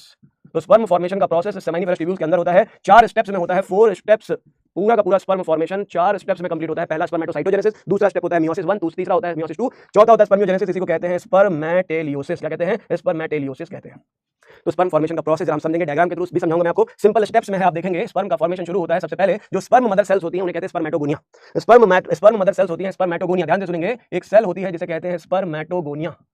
स्पर्मेटोगोनिया इन्हें कहते हैं मेल जर्म सेल्स या स्पर्म मदर सेल्स कह सकते हो आप इन्हें, मेल जर्म सेल्स या मदर सेल्स कहा जाता है। ये वो सेल्स होती हैं जिनके अंदर एबिलिटी है कि मेल गैमेट बना सके। ये शुरुआती जो सेल्स होती है स्पर्मेटोगोनिया, इनका सोर्स होता है, आप देखेंगे ये जो स्पर्मेटोगोनियल सेल्स आई हैं, ये कहां से आई हैं? ये आती हैं यॉक सैक से। सोर्स ऑफ स्पर्मेटोगोनिया, ये एम्ब्रियोनिक स्टेज में एक स्ट्रक्चर होता है जिसे कहते हैं यॉक सैक। यॉक सैक जो एम्ब्रियो में बनता है, एम्ब्रियोनिक स्टेज में बनता है, तो वही यॉक सैक होता है source of spermatogonia. Embryonic stage में, एम्ब्रियो में, ह्यूमन के मेल के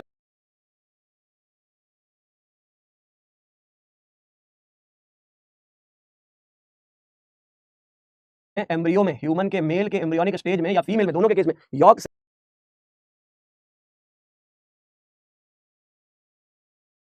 टेस्टिस के अंदर वही प्राइमोर्डियल जर्म सेल्स कन्वर्ट हो जाती हैं स्पर्मेटोगोनिया में। और स्पर्मेटोगोनिया कहते हैं, ये एनसीईआरटी से बाहर की बात है लेकिन आप इसे लिख सकते हैं। प्राइमोर्डियल जर्म सेल्स का सोर्स कौन है? Yolk sac. यही प्राइमोर्डियल जर्म सेल्स टेस्टिस में जब आ जाती हैं तो उन्हें कहने लगते हैं स्पर्मेटोगोनिया। स्पर्मेटोगोनिया कहते हैं टेस्टिस के अंदर वही प्राइमोर्डियल जर्म सेल्स कन्वर्ट हो जाती हैं स्पर्मेटोगोनिया में। और ये स्पर्मेटोगोनिया सबसे पहले माइटोटिक डिवीजन करती है, डिवाइड करती है माइटोटिकली। सबसे पहले स्टेप में क्या करती है? They divide mitotically. मैंने बताया था मल्टीप्लिकेशन फेज आती है, माइटोटिक डिवीजन करते हैं, दे डिवाइड माइटोटिकली, मतलब इक्वेशनल डिवीजन करते हैं, इक्वेशनल डिवीजन करते हैं, माइटोटिक डिवीजन करते हैं। और इस माइटोटिक डिवीजन के बाद ये जो स्पर्मेटोगोनियल सेल्स होती है, अगर आप देखोगे ये सेल है, ये जो है ये 2n डिप्लॉयड सेल होती है जिसमें 46 क्रोमोसोम्स होते हैं। 2n सेल 46 क्रोमोसोम्स होते हैं, ये डिवाइड करती है। और माइटोटिक डिवीजन इसलिए जो डॉटर सेल्स बनती हैं ये भी 2n होती है, ये भी 2n होती है। और ये जो सेल्स होती हैं ये स्टेम सेल्स की तरह होती हैं, they are acting like the stem cells. और स्टेम सेल्स क्या करती हैं? इनके अंदर कंटिन्यूअस डिवीजन होता रहता है, they divide continuously. Stem cell मतलब दे डिवाइड कंटिन्यूअसली। आप देखो ये जो सेल्स होती हैं ये कंटिन्यूअसली डिवाइड करती रहती हैं। माइटोटिक डिवीजन मल्टीप्लिकेशन फेज की मदद से ये माइटोटिकली डिवाइड करती रहती हैं। माइटोटिक डिवीजन कंटिन्यूअस हो रहा है क्योंकि ये स्टेम सेल्स है। लेकिन वहीं जो स्टेम सेल्स डिवाइड नहीं कर पाती, एनसीईआरटी की लाइन है, सम ऑफ द सेल्स, अब देखो, some of the spermatogonial cells, some of spermatogonial cells, some spermatogonial cells जो डिवाइड नहीं कर पा रही हैं, they transformed into, they are called primary spermatocyte. क्या कही जाती हैं? जो सेल्स डिवाइड नहीं कर पा रही फर्दर, वो क्या करती हैं? वो बनाती हैं primary spermatocyte. Some of the spermatogonia which are not dividing they form primary spermatocytes. क्या बना लेती हैं? प्राइमरी स्पर्मेटोसाइट्स बना लेती हैं, प्राइमरी स्पर्मेटोसाइट्स। तो आप ध्यान से सुनेंगे, बहुत इंपॉर्टेंट पॉइंट है। पहला स्टेप है स्पर्मेटोसाइटोजेनेसिस, मतलब स्पर्मेटोसाइट्स का फॉर्मेशन। तो जब भी कभी भी फॉर्मेशन होगा, formation of formation of primary spermatocytes. क्या बन रहा है? फॉर्मेशन हो रहा है प्राइमरी स्पर्मेटोसाइट्स। इस प्रोसेस को कहते हैं, प्राइमरी स्पर्मेटोसाइट्स के फॉर्मेशन को कहते हैं स्पर्मेटोसाइटोजेनेसिस फ्रॉम स्पर्मेटोगोनिया। तो स्पर्म मदर सेल जो स्पर्मेटोगोनिया होती है बेटा जी, ये स्पर्मेटोगोनिया जो होती है, ये स्पर्मेटोगोनिया प्राइमरी स्पर्मेटोसाइट्स बना लेती है। कैसे? माइटोटिक डिवीजन कर रही थी, करते करते जब डिवीजन खत्म हो गया, जिन सेल्स का डिवीजन अब नहीं हो पा रहा है वो प्राइमरी स्पर्मेटोसाइट बन जाती है, बाकी डिवाइड करती रहती है रैपिडली, पूरी जिंदगी डिवाइड करती रहती है, स्टेम सेल पूरी जिंदगी बनती रहती है मेल्स के केस में। तो ये बन गया प्राइमरी स्पर्मेटोसाइट। अब ये प्राइमरी स्पर्मेटोसाइट रेडी है अगली फेज में जाने के लिए, मियोसिस 1 के लिए। तो now this primary spermatocyte perform reduction division, इसका मियोसिस 1 होगा। क्या होगा? मियोसिस 1 होगा, अंडरगोज मियोसिस 1, जो कि एक रिडक्शनल डिवीजन है। कैसा डिवीजन है? रिडक्शनल डिवीजन होता है। मियोसिस 1 एक रिडक्शनल डिवीजन है। ये आधा क्रोमोसोम नंबर जो पहले 2n था, ध्यान से सुनेंगे, ये 2n क्रोमोसोम वाली सेल अब डिवाइड करेगी और जो दो डॉटर सेल्स बनेगी इनका क्रोमोसोम नंबर हाफ हो जाएगा, मतलब अब ये क्रोमोसोम नंबर आधा हो जाता है। और जो सेल्स बनती है मियोटिक डिवीजन के बाद, इसे कहते हैं सेकेंडरी स्पर्मेटोसाइट्स। क्या कहते हैं? इन्हें कहते हैं सेकेंडरी स्पर्मेटोसाइट्स। सेकेंडरी स्पर्मेटोसाइट्स कहते हैं। सेकेंडरी स्पर्मेटोसाइट्स बन चुके हैं। अब प्राइमरी डिवाइड किया, मियोटिक डिवीजन किया, आधा हो गया। तो याद रखेंगे प्राइमरी तक का जितना सेल था, प्राइमरी स्पर्मेटोसाइट तक का सेल डिप्लॉयड होता है, उसके पहले जितना भी था सब डिप्लॉयड होता है। टेस्टिस भी डिप्लॉयड है, स्पर्मेटोगोनिया भी डिप्लॉयड है, सब डिप्लॉयड है, सब डिप्लॉयड है। सब में 46 क्रोमोसोम पाए जाते हैं, सब में 46 क्रोमोसोम होते हैं, गुणसूत्र जो होते हैं वो 46। अब देखें, कह रहे हैं ये बन गया सेकेंडरी स्पर्मेटोसाइट। अब सेकेंडरी स्पर्मेटोसाइट मियोसिस 2 करता है। ये देखें, पहले 46 से जो 2n वाली सेल थी वो डिवाइड करती है प्राइमरी स्पर्मेटोसाइट और डिवाइड करके सेकेंडरी स्पर्मेटोसाइट बन जाती है। ये दो सेकेंडरी स्पर्मेटोसाइट बन चुकी है। क्या बन चुकी है? दो सेकेंडरी स्पर्मेटोसाइट बन चुकी है। तो सेकेंडरी स्पर्मेटोसाइट्स का बनना ये मियोसिस 1 है। अब सेकेंडरी स्पर्मेटोसाइट जो ईच सेकेंडरी स्पर्मेटोसाइट ये है सेकेंडरी स्पर्मेटोसाइट। कौन सा स्पर्मेटोसाइट? सेकेंडरी स्पर्मेटोसाइट है। ये मियोसिस 2 करता है और ये मियोसिस 2 इक्वेशन, मतलब यहां मियोसिस नहीं होगी, मियोसिस का दूसरा हिस्सा इक्वेशनल डिवीजन होगा, मतलब अब आधा नहीं होगा, रिडक्शन नहीं होगा, अब अंडरगोज मियोसिस सेकंड। बहुत इंपॉर्टेंट क्वेश्चन है ये। मियोसिस सेकंड जो होता है वो इक्वेशनल होता है, क्रोमोसोम नंबर चेंज नहीं होता, ये माइटोटिक टाइप डिवीजन होता है, इक्वेशनल डिवीजन होता है मियोसिस सेकंड। और यहाँ पे क्रोमोसोम नंबर वही जो आधा हो चुका है ऑलरेडी, उसी आधे को ये मेंटेन कर लेता है। ये आधा जो हो चुका है ऑलरेडी, उसी आधे को मेंटेन कर चुका है। ये सारी हैप्लॉइड सेल्स बन जाती हैं और इन्हें कहते हैं हम, अब इन्हें कहते हैं स्पर्मेटिड्स। क्या हो गए? स्पर्मेटिड बन गए। लेकिन अभी आप देख सकते हो, अभी एक मैच्योर स्पर्म नहीं बना, अभी फुल्ली मैच्योर स्पर्म नहीं बना, स्पर्म जैसा दिखने लायक नहीं हुआ। अभी क्या करेगा? ये अब स्पर्म जैसा बनेगा। देखो स्पर्मेटिड बन चुका है, स्पर्मेटिड बन चुका है, ये सारे स्पर्मेटिड्स बन चुके हैं। अब ये जो स्पर्मेटिड्स बन चुके हैं, जो हैप्लॉइड होते हैं, वो क्या करेंगे? ये एक स्पर्मेटिड, ईच स्पर्मेटिड क्या होगा? ईच स्पर्मेटिड, एक एक स्पर्मेटिड अब अपने अंदर कुछ चेंजेस करेगा। देखो अब ये स्पर्मेटिड अपना शेप बदलेगा, अपना रूप बदलेगा, अपना आकार बदलेगा, अपने न्यूक्लियस को और ज्यादा कंडेंस्ड करेगा, अपने स्ट्रक्चर्स को और ज्यादा मॉडिफाई करेगा और धीरे धीरे धीरे इसकी पूंछ बननी शुरू हो जाएगी और फिर धीरे धीरे देखते देखते ये एक मैच्योर स्पर्म में अपने आप को ट्रांसफॉर्म करेगा। ये अपने आप को एक मैच्योर स्पर्म में ट्रांसफॉर्म करेगा और फाइनली देखते ही देखते एक मैच्योर स्पर्मेटोजोवन तैयार हो जाएगा। क्या तैयार हो जाएगा? स्पर्मेटोजोवा। इसे कहते हैं स्पर्मेटोजोआ। तो इस स्पर्मेटोजोआ के बनने का जो प्रोसेस है स्पर्मेटोजोआ, ये देखें, ये कह रहे हैं अब स्पर्मेटोजोआ बन रहा है बेटा जी। ये स्पर्मेटोजोआ कहां से बना? स्पर्मेटिड से स्पर्मेटोजोआ, स्पर्मेटिड से स्पर्मेटोजोआ, मतलब ये 4 स्पर्मेटिड जो होंगे, हर स्पर्मेटिड एक एक स्पर्मेटोजोआ बनेगा। क्या बनेगा? हर स्पर्मेटिड अपने अंदर रूप परिवर्तन करके अपने आप को फर्टिलाइजेशन के काबिल बनाने की कोशिश करेगा और एक्चुअल स्पर्म के रूप में निखर करके बाहर आएगा। इसी को कहते हैं स्पर्मेटोजोवन। क्या कहते हैं? स्पर्मेटोजोआ कहते हैं। और इस प्रोसेस को जहां स्पर्मेटिड चुका है, ये सारे हो गए स्पर्मेटिड बन गए। लेकिन अभी आप देख सकते हो, अभी एक मैच्योर स्पर्म नहीं बना, अभी फुल्ली मैच्योर स्पर्म नहीं बना, स्पर्म जैसा दिखने लायक नहीं हुआ। अभी क्या करेगा? ये अब स्पर्म जैसा बनेगा। देखो स्पर्मेटिड बन चुका है, स्पर्मेटिड बन चुका है, ये सारे स्पर्मेटिड्स बन चुके हैं। अब ये जो स्पर्मेटिड्स बन चुके हैं, जो हैप्लॉइड होते हैं, वो क्या करेंगे? ये एक स्पर्मेटिड, ईच स्पर्मेटिड क्या होगा? ईच स्पर्मेटिड, एक एक स्पर्मेटिड अब अपने अंदर कुछ चेंजेस करेगा। देखो अब ये स्पर्मेटिड अपना शेप बदलेगा, अपना रूप बदलेगा, अपना आकार बदलेगा, अपने न्यूक्लियस को और ज्यादा कंडेंस्ड करेगा, अपने स्ट्रक्चर्स को और ज्यादा मॉडिफाई करेगा और धीरे धीरे धीरे इसकी पूंछ बननी शुरू हो जाएगी और फिर धीरे धीरे देखते देखते ये एक मैच्योर स्पर्म में अपने आप को ट्रांसफॉर्म करेगा। ये अपने आप को एक मैच्योर स्पर्म में ट्रांसफॉर्म करेगा और फाइनली देखते ही देखते एक मैच्योर स्पर्मेटोजोवन तैयार हो जाएगा। क्या तैयार हो जाएगा? स्पर्मेटोजोआ। इसे कहते हैं स्पर्मेटोजोआ। तो इस स्पर्मेटोजोआ के बनने का जो प्रोसेस है स्पर्मेटोजोआ, ये देखें, ये कह रहे हैं अब स्पर्मेटोजोआ बन रहा है बेटा जी। ये स्पर्मेटोजोआ कहां से बना? स्पर्मेटिड से स्पर्मेटोजोआ, स्पर्मेटिड से स्पर्मेटोजोआ, मतलब ये 4 स्पर्मेटिड जो होंगे, हर स्पर्मेटिड एक एक स्पर्मेटोजोआ बनेगा। क्या बनेगा? हर स्पर्मेटिड अपने अंदर रूप परिवर्तन करके अपने आप को फर्टिलाइजेशन के काबिल बनाने की कोशिश करेगा और एक्चुअल स्पर्म के रूप में निखर करके बाहर आएगा। इसी को कहते हैं स्पर्मेटोजोवन। क्या कहते हैं? स्पर्मेटोजोआ कहते हैं। और इस प्रोसेस को जहां स्पर्मेटिड ट्रांसफॉर्म होता है स्पर्मेटोजोआ में, इस प्रोसेस को कहते हैं स्पर्मियोजेनेसिस। क्या कहते हैं? इसे कहते हैं स्पर्मियोजेनेसिस। इसे स्पर्मियोजेनेसिस कहते हैं। स्पर्म का फॉर्मेशन कंप्लीट हुआ। देखें ये प्रोसेस, आप देखें कि यॉर्क सैक से आई हुई प्राइमोर्डियल जर्म सेल जैसे ही प्यूबर्टी आती है, स्पर्मेटोगोनिया में डिवीजन शुरू होता है। पहला डिवीजन माइटोटिक होता है, खूब सारा नंबर बन जाता है और उसके बाद फिर मियोटिक डिवीजन शुरू होता है। यहां से पहली मियोसिस होती है प्राइमरी स्पर्मेटोसाइट में। प्राइमरी स्पर्मेटोसाइट सबसे पहली मियोसिस करता है, मियोटिक डिवीजन सबसे पहले प्राइमरी में होता है और उसके बाद क्रोमोसोम नंबर यहीं से आधा होना शुरू हो जाता है। मतलब इसके बाद जितने भी स्ट्रक्चर बने हैं वो सब हाफ क्रोमोसोम वाले हैं, n नंबर ऑफ क्रोमोसोम वाले हैं। स्पर्म भी हैप्लॉइड, स्पर्मेटिड भी हैप्लॉइड और सेकेंडरी स्पर्मेटोसाइट भी हैप्लॉइड। तो ये जो प्रोसेस है स्पर्म फॉर्मेशन का, जो 4 स्टेप्स मैंने यहाँ पे लिखे हैं, इन्हीं 4 स्टेप में process of sperm formation complete हो जाता है। और एक मैच्योर स्पर्म, जो खूबसूरत, जो बेहतरीन स्पर्म अगर आप देखोगे, किसी एक बेहतरीन से स्पर्म को अगर आप देखोगे जो कि स्पर्मेटिड से मॉडिफाई होकर के बना है, structure of a mature sperm, structure of a mature sperm, या उसे कहते हैं स्पर्मेटोजोआ।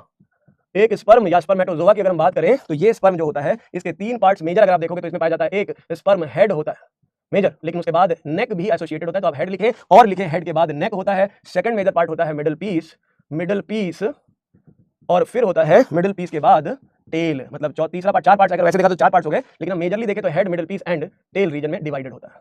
तो एक मैच्योर स्पर्मेटोजोआ में हेड होता है, नेक होता है, मिडिल पीस होती है और टेल होता है। तो अगर आप देखोगे किसी एक मैच्योर स्पर्मेटोजोआ को, थोड़ा सा इसको चित्र से समझ लेते हैं, फटाफट से चित्र से मेल गैमीट को समझ लेते हैं। देखें जरा, फटाक से समझते हैं मेल गैमीट कैसा दिखता है। एक मैच्योर स्पर्मेटोजोआ कुछ ऐसा दिखता है। कैसा दिखता है? कुछ ऐसा दिखता है। ये कुछ ऐसा दिखता है। ये प्यारा सा स्पर्म कुछ ऐसा दिखता है। ये कुछ ऐसा दिखता है। ये प्यारा सा स्पर्म कुछ ऐसा दिखता है। ये हमारा प्यारा स्पर्म, हम सब का प्यारा स्पर्म। ये थोड़ा सा मैं इसमें अपनी कलाकारी भी कर लूँ लगे हाथ, तो थोड़ा सा आसान हो जाए काम मेरा समझाने का। ये रहा स्पर्म का हेड वाला पार्ट। कौन सा पार्ट है भाई? ये है हेड वाला पार्ट। तो ये जो हेड है, इसके ऊपर आप देख सकते हैं, ये जो आप देख पा रही हो, इस स्पर्म का हेड है। इसके ऊपर ये नीली नीली चढ़ी हुई स्याही इसके रंग को और खूबसूरत बनाती हुई, इसके ऊपर इस विश्व बुझे तीर को और खूबसूरत बनाती हुई ये स्याही है। ये काजल की स्याही है। ये काजल की स्याही है।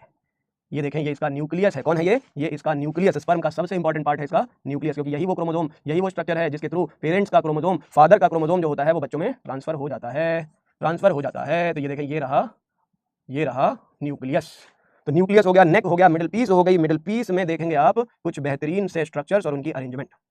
मिडिल पीस में आपको कुछ बेहतरीन से स्ट्रक्चर और उनकी अरेंजमेंट दिखाई देती है। इन्हें माइटोकॉन्ड्रिया कहते हैं और इन्हें माइटोकॉन्ड्रिया का स्पाइरल अरेंजमेंट कहते हैं। आपको मिडिल पीस में ये बहुत ही इंपॉर्टेंट स्ट्रक्चर मिल जाता है, इसे माइटोकॉन्ड्रिया विद स्पाइरल अरेंजमेंट। ये माइटोकॉन्ड्रिया जो होती है वो स्पाइरली अरेंज होती है यहीं पे इसी टेलू में। और इसी टेलू के अंदर सबसे नीचे आप देखोगे रिंग जैसा स्ट्रक्चर होता है, इसे कहते हैं रिंग सेंट्रियोल। क्या कहते हैं? इसे रिंग सेंट्रियोल भी कहते हैं। इसका फंक्शन अभी तक ज्ञानियों को नहीं पता, तो हमें क्या पता होगा? यार ज्ञानी बाबाओं तक को नहीं पता कि आखिर इस रिंग लाइक स्ट्रक्चर का यहाँ क्या काम है। तो इसलिए हमको भी कोई काम इससे लेना देना नहीं है, बस खाली लिख लेंगे कि ऐसा कुछ होता होगा, ऐसा कुछ होता है, ये हम बस लिख लेंगे। और उसके ऊपर देखिए extension of the fibre sheath. Tail के ऊपर कपड़े भी पहने, टेल ने बहुत दूर तक कपड़े पहने। ये देखें, ये टेल ने बहुत दूर तक कपड़े भी पहने हुए हैं। बड़ी प्यारी सी पूंछ है। ये पूंछ जो है इसने लेगिंग्स पहनी हुई है। ये लेगिंग्स पहन करके घूम रही है टेल। तो ये जो टेल है इसके ऊपर एक फाइबर की शीट होती है, एक्सटेंशन होती है प्लाज्मा मेम्ब्रेन की, जो इस टेल के ऊपर ऐसे चढ़ेली है। ये देखें, ये फाइबर शीट कहते हैं जो टेल के ऊपर ऐसे चढ़ी हुई है।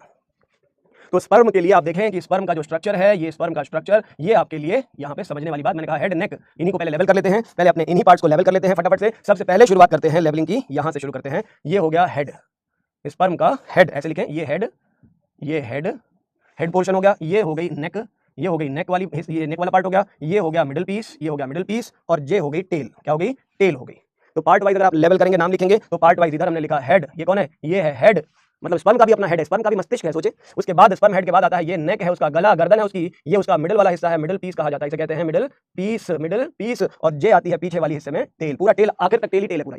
अब कह रहे हैं इसमें भी पार्ट, कह रहे हैं हेड के पार्ट में देखो जाओ, हेड के पार्ट में देखेंगे तो सबसे पहले आपको मिलेगी ये, सबसे पहले मिलेगा ये जो मिल रहा है हेड के पास, एक्रोसोम। ये मिला इसका न्यूक्लियस, हेड मिला, एक्रोसोम मिला, न्यूक्लियस मिला। और ये देखेंगे यहाँ पे मिलेगा सेंट्रियोल। क्या मिलेगा? ये मिलेंगे सेंट्रियोल्स। ये मिलेगा माइटोकॉन्ड्रिया का स्पाइरल अरेंजमेंट। ये मिलेगा माइटोकॉन्ड्रिया का स्पाइरल अरेंजमेंट। ये है रिंग सेंट्रियोल, जिसका कोई काम नहीं है, पता भी नहीं है क्या ही होता है। ये होता है एक्सियल फिलामेंट जो टेल में होता है, और ये होती है फाइबर शीट। तो स्पर्म के ये सारे स्ट्रक्चर अगर लेवलिंग किए जाएं, फटाफट से नाम लिख देता हूं मैं आपकी स्क्रीन पर। हेड के ऊपर ये जो मैंने बनाया, ये है इसका न्यूक्लियस, हाईली कंडेंस्ड होता है, इसे कहते हैं न्यूक्लियस। और ये न्यूक्लियस में क्रोमोसोम जो होते हैं हैप्लॉइड होते हैं, केवल 23 क्रोमोसोम होते हैं, n नंबर ऑफ क्रोमोसोम्स होते हैं। और यहाँ पे आप देखेंगे ये ऊपर जो दिखा है इसे कहते हैं एक्रो। एक्रो मतलब टिप होता है, एक्रोसोम, टिप पर लोकेटेड एक ऐसा structure which is filled with enzyme जो फर्टिलाइजेशन में हेल्प करेगा। स्पर्म के ऊपर ये एंजाइम से भरा हुआ है, प्रोटीन से भरा हुआ है। एक्रोसोम जो कि डिराइव्ड फ्रॉम गोल्जी बॉडी, किससे डिराइव होता है? Derived from Golgi body. किससे? गोल्जी से। ये गोल्जी बॉडी से बना हुआ है। और ये जो होता है इसमें एक्रोसोमल एंजाइम्स पाए जाते हैं जो फर्टिलाइजेशन में हेल्प करेंगे। आगे हम इसको पढ़ेंगे भी, एक्रोसोमल एंजाइम्स पाए जाते हैं इसमें। तो ये एक्रोसोमल एंजाइम्स हो गए। इसके अलावा यहाँ देखें ये सेंट्रियोल्स होते हैं। एक होता है जिसे कहते हैं प्रॉक्सिमल सेंट्रियोल। क्या कहते हैं? एक होता है जिसे कहते हैं प्रॉक्सिमल सेंट्रियोल, एक होता है जिसे कहते हैं डिस्टल सेंट्रियोल। क्या कहते हैं? डिस्टल, जो दूर है वो डिस्टल सेंट्रियोल। लेकिन आपने देखा होगा इस डिस्टल सेंट्रियोल से पीछे पूंछ में एक डंडी से निकल के जा रही है, एक पीले रंग की लंबी सी डंडी निकल के जा रही है, उसे कहते हैं एक्सियल फिलामेंट। क्या कहते हैं? इसे कहते हैं एक्सियल फिलामेंट, जो फ्लैजेलम की तरह होता है। इसलिए ह्यूमन की जो स्पर्म होता है उसे फ्लैजिलेटेड टेल्ड स्ट्रक्चर कह रहे हैं, एक्सियल फिलामेंट कहते हैं इसको। इसमें फ्लैजिला की तरह 9+2 माइक्रोट्यूबुलर अरेंजमेंट होती है। क्या होती है? Microtubular arrangement. तो एक्सियल फिलामेंट जो हेल्प करता है स्पर्म की टेल को मूव करने में, वो यहीं से आ रहा है अरेंजमेंट।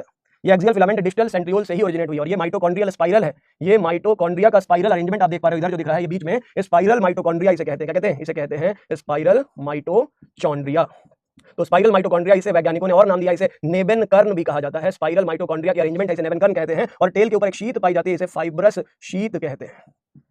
ये जो टेल का हिस्सा जिसने कपड़े नहीं पहने, इसे कहते हैं एंड पीस। इसे क्या कहते हैं? End piece. तो मेल के गैमीट में स्पर्म जो होता है बहुत ही खूबसूरत, बेहद स्मार्ट और बहुत ही डेवलप्ड स्ट्रक्चर होता है। इस स्ट्रक्चर में हेड होता है, नेक होता है, मिडिल पीस होता है, टेल होती है। और हेड में पाया जाता है न्यूक्लियस, हेड में पाया जाता है एक्रोसोम जो गोल्जी बॉडी से बना, और इसी के अंदर एंजाइम्स होते हैं जो फर्टिलाइजेशन में हेल्प करेंगे। इसके अलावा सेंट्रियोल्स नेक पोर्शन में पाए जाते हैं प्रॉक्सिमल और डिस्टल सेंट्रियोल। इन प्रॉक्सिमल और डिस्टल सेंट्रियोल में से प्रॉक्सिमल सेंट्रियोल डिवीजन में जब फर्टिलाइजेशन होगा वहां हेल्प करेगा। डिस्टल सेंट्रियोल जो होता है वो फिलामेंट बनाता है, एक्सियल फिलामेंट। क्या करता है? Distal centriole forms axial filament. क्या लिखेंगे? It forms axial filament.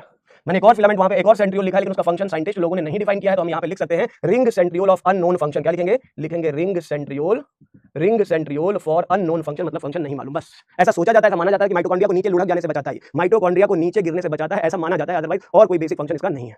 तो ये male reproductive system, female reproductive system पढ़ लिया हमने, गैमीट का फॉर्मेशन शुरू किया अभी हमने, गैमीट फॉर्मेशन में मेल का पढ़ा और कल कंपेयर करेंगे, नेक्स्ट क्लास में कंपेयर करेंगे oogenesis कैसे मेल के गैमीट फॉर्मेशन से मिलता जुलता है, कैसे क्या डिफरेंस है दोनों में, क्या मिलने वाली बात है और क्या डिफरेंस है, तो नेक्स्ट क्लास में समझेंगे। आज की कहानी यहीं समाप्त करेंगे, अगली क्लास में फिर आगे की कहानी डिस्कस होगी, डिटेल में बात होगी। फटाफट से जरा कुछ क्वेश्चन कर डालते हैं, एक दो सवाल लगा करके कहानी को फिनिश करते हैं। तो पहला सवाल आपकी स्क्रीन पर आ चुका है, how the number of memory lobes present in memory gland, 15 से 20 लोब्स होते हैं, आपने पढ़ा हुआ है, आंसर फटाक से करेंगे, सेकंड ऑप्शन हो जाएगा। अगला सवाल है, the following are the embryo Sertoli cell after spermatogenesis, sperm जब बन जाता है तो सर्टोली सेल में कौन जुड़ा रहता है, तो आप खुद ही लिखेंगे स्पर्म ही जुड़ा रहता है, उसे कहेंगे स्पर्म्स, जो स्पर्म सर्टोली सेल से नरिशमेंट लेकर के ड्राइव करते हैं, तो आंसर बनाएंगे fourth option. Immature male germ cells undergoes division to produce sperm by the process called spermatogenesis. Choose the correct option. Correct क्या है? स्पर्मेटोगोनिया में 46 क्रोमोसोम्स होते हैं और ऑलवेज बोला अंडरगो meiotic division, रॉन्ग है। Primary spermatocyte divide by mitotic cell division, wrong है। Secondary spermatocyte में 23 क्रोमोसोम है, अंडरगो सेकंड meiotic डिवीजन, ये सही होता है। स्पर्मेटोजोआ ट्रांसफॉर्म्ड इनटू स्पर्मेटिड, ये रॉन्ग होता है। तो केवल थर्ड ऑप्शन करेक्ट हो जाएगा, आंसर बनाएंगे third option correct option.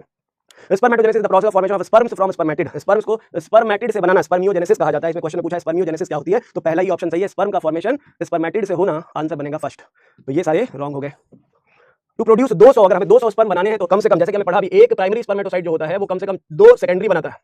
Primary spermatocyte 2 secondary बनाता है और हर सेकेंडरी स्पर्मेटोसाइट कम से कम 2 स्पर्मेटिड बनाता है, और जितने स्पर्मेटिड बनते हैं वो एक एक स्पर्म्स बनाते हैं। क्या बनाते हैं? एक एक स्पर्म्स बनाते हैं। तो आप देखेंगे स्पर्मेटिड का नंबर स्पर्म्स के नंबर के इक्वल होता है। सेकेंडरी स्पर्मेटोसाइट का नंबर स्पर्मेटिड से आधा होता है और प्राइमरी स्पर्मेटोसाइट का नंबर सेकेंडरी से आधा होता है। तो लिखा है 100 स्पर्मेटोजोआ बनाने हैं तो 100 प्राइमरी नहीं, केवल 50 से काम चलेगा। 200 secondary spermatocyte, no no no no, 100 secondary होने चाहिए। 50 सेकेंडरी स्पर्मेटोसाइट रिक्वायर्ड, रॉन्ग हो जाएंगे। और 200 स्पर्मेटिड चाहिए, मतलब स्पर्मेटिड का नंबर और स्पर्म्स का नंबर सेम है, मतलब ये आंसर करेक्ट हो जाएगा। इस सवाल का आंसर बनाएंगे फोर्थ ऑप्शन, बिल्कुल सही, बिल्कुल सरल सी मैथमेटिक्स। और इसी के साथ, इन्हीं सरलता के साथ हमने इस टॉपिक को कंप्लीट कर लिया, आज का डिस्कशन समाप्त कर लिया है। डीपीपी आपको लगानी ही लगानी है, मैंडेटरी है, और साथ में आपको कुछ क्वेश्चन भी करने हैं जो कि आपके मॉड्यूल्स के होंगे, इसे भी आप करते रहे, क्योंकि मॉड्यूल्स के क्वेश्चन करने से कॉन्फिडेंस आपके शरीर में वापस आ जाएगा, आप अपने आप को एक तरोताजा और ताकतवर इंसान महसूस करेंगे, कॉन्फिडेंट महसूस करेंगे। तो इसी कॉन्फिडेंस के लिए क्वेश्चन लगाते रहे, एनसीईआरटी पढ़ते रहे। आज हमने फीमेल रिप्रोडक्टिव सेल्स का पोस्टमार्टम किया, मेमोरी ग्लैंड का पोस्टमार्टम किया और गैमेटोजेनेसिस शुरू करी। अभी हम स्पर्म पढ़ रहे थे, आज हमने स्पर्म्स पढ़ा है। नेक्स्ट क्लास में ओवम oogenesis पढ़ेंगे, डिफरेंस करेंगे कि कैसे स्पर्म का फॉर्मेशन ओवम से सिमिलर भी है और डिफरेंट भी है। तो इन सारी बातों के लिए नेक्स्ट क्लास में मुलाकात करेंगे। आज के लिए यही विदा लेता हूं, आज यही समाप्त करता हूं। थैंक यू सो मच, बहुत मन से पढ़ने के लिए, दिल लगा के पढ़ने के लिए, और मेरी तरफ से एक ही विश है आपके लिए, मुस्कुराते रहें, सावधान रहें, स्वस्थ रहें। Thank you so much,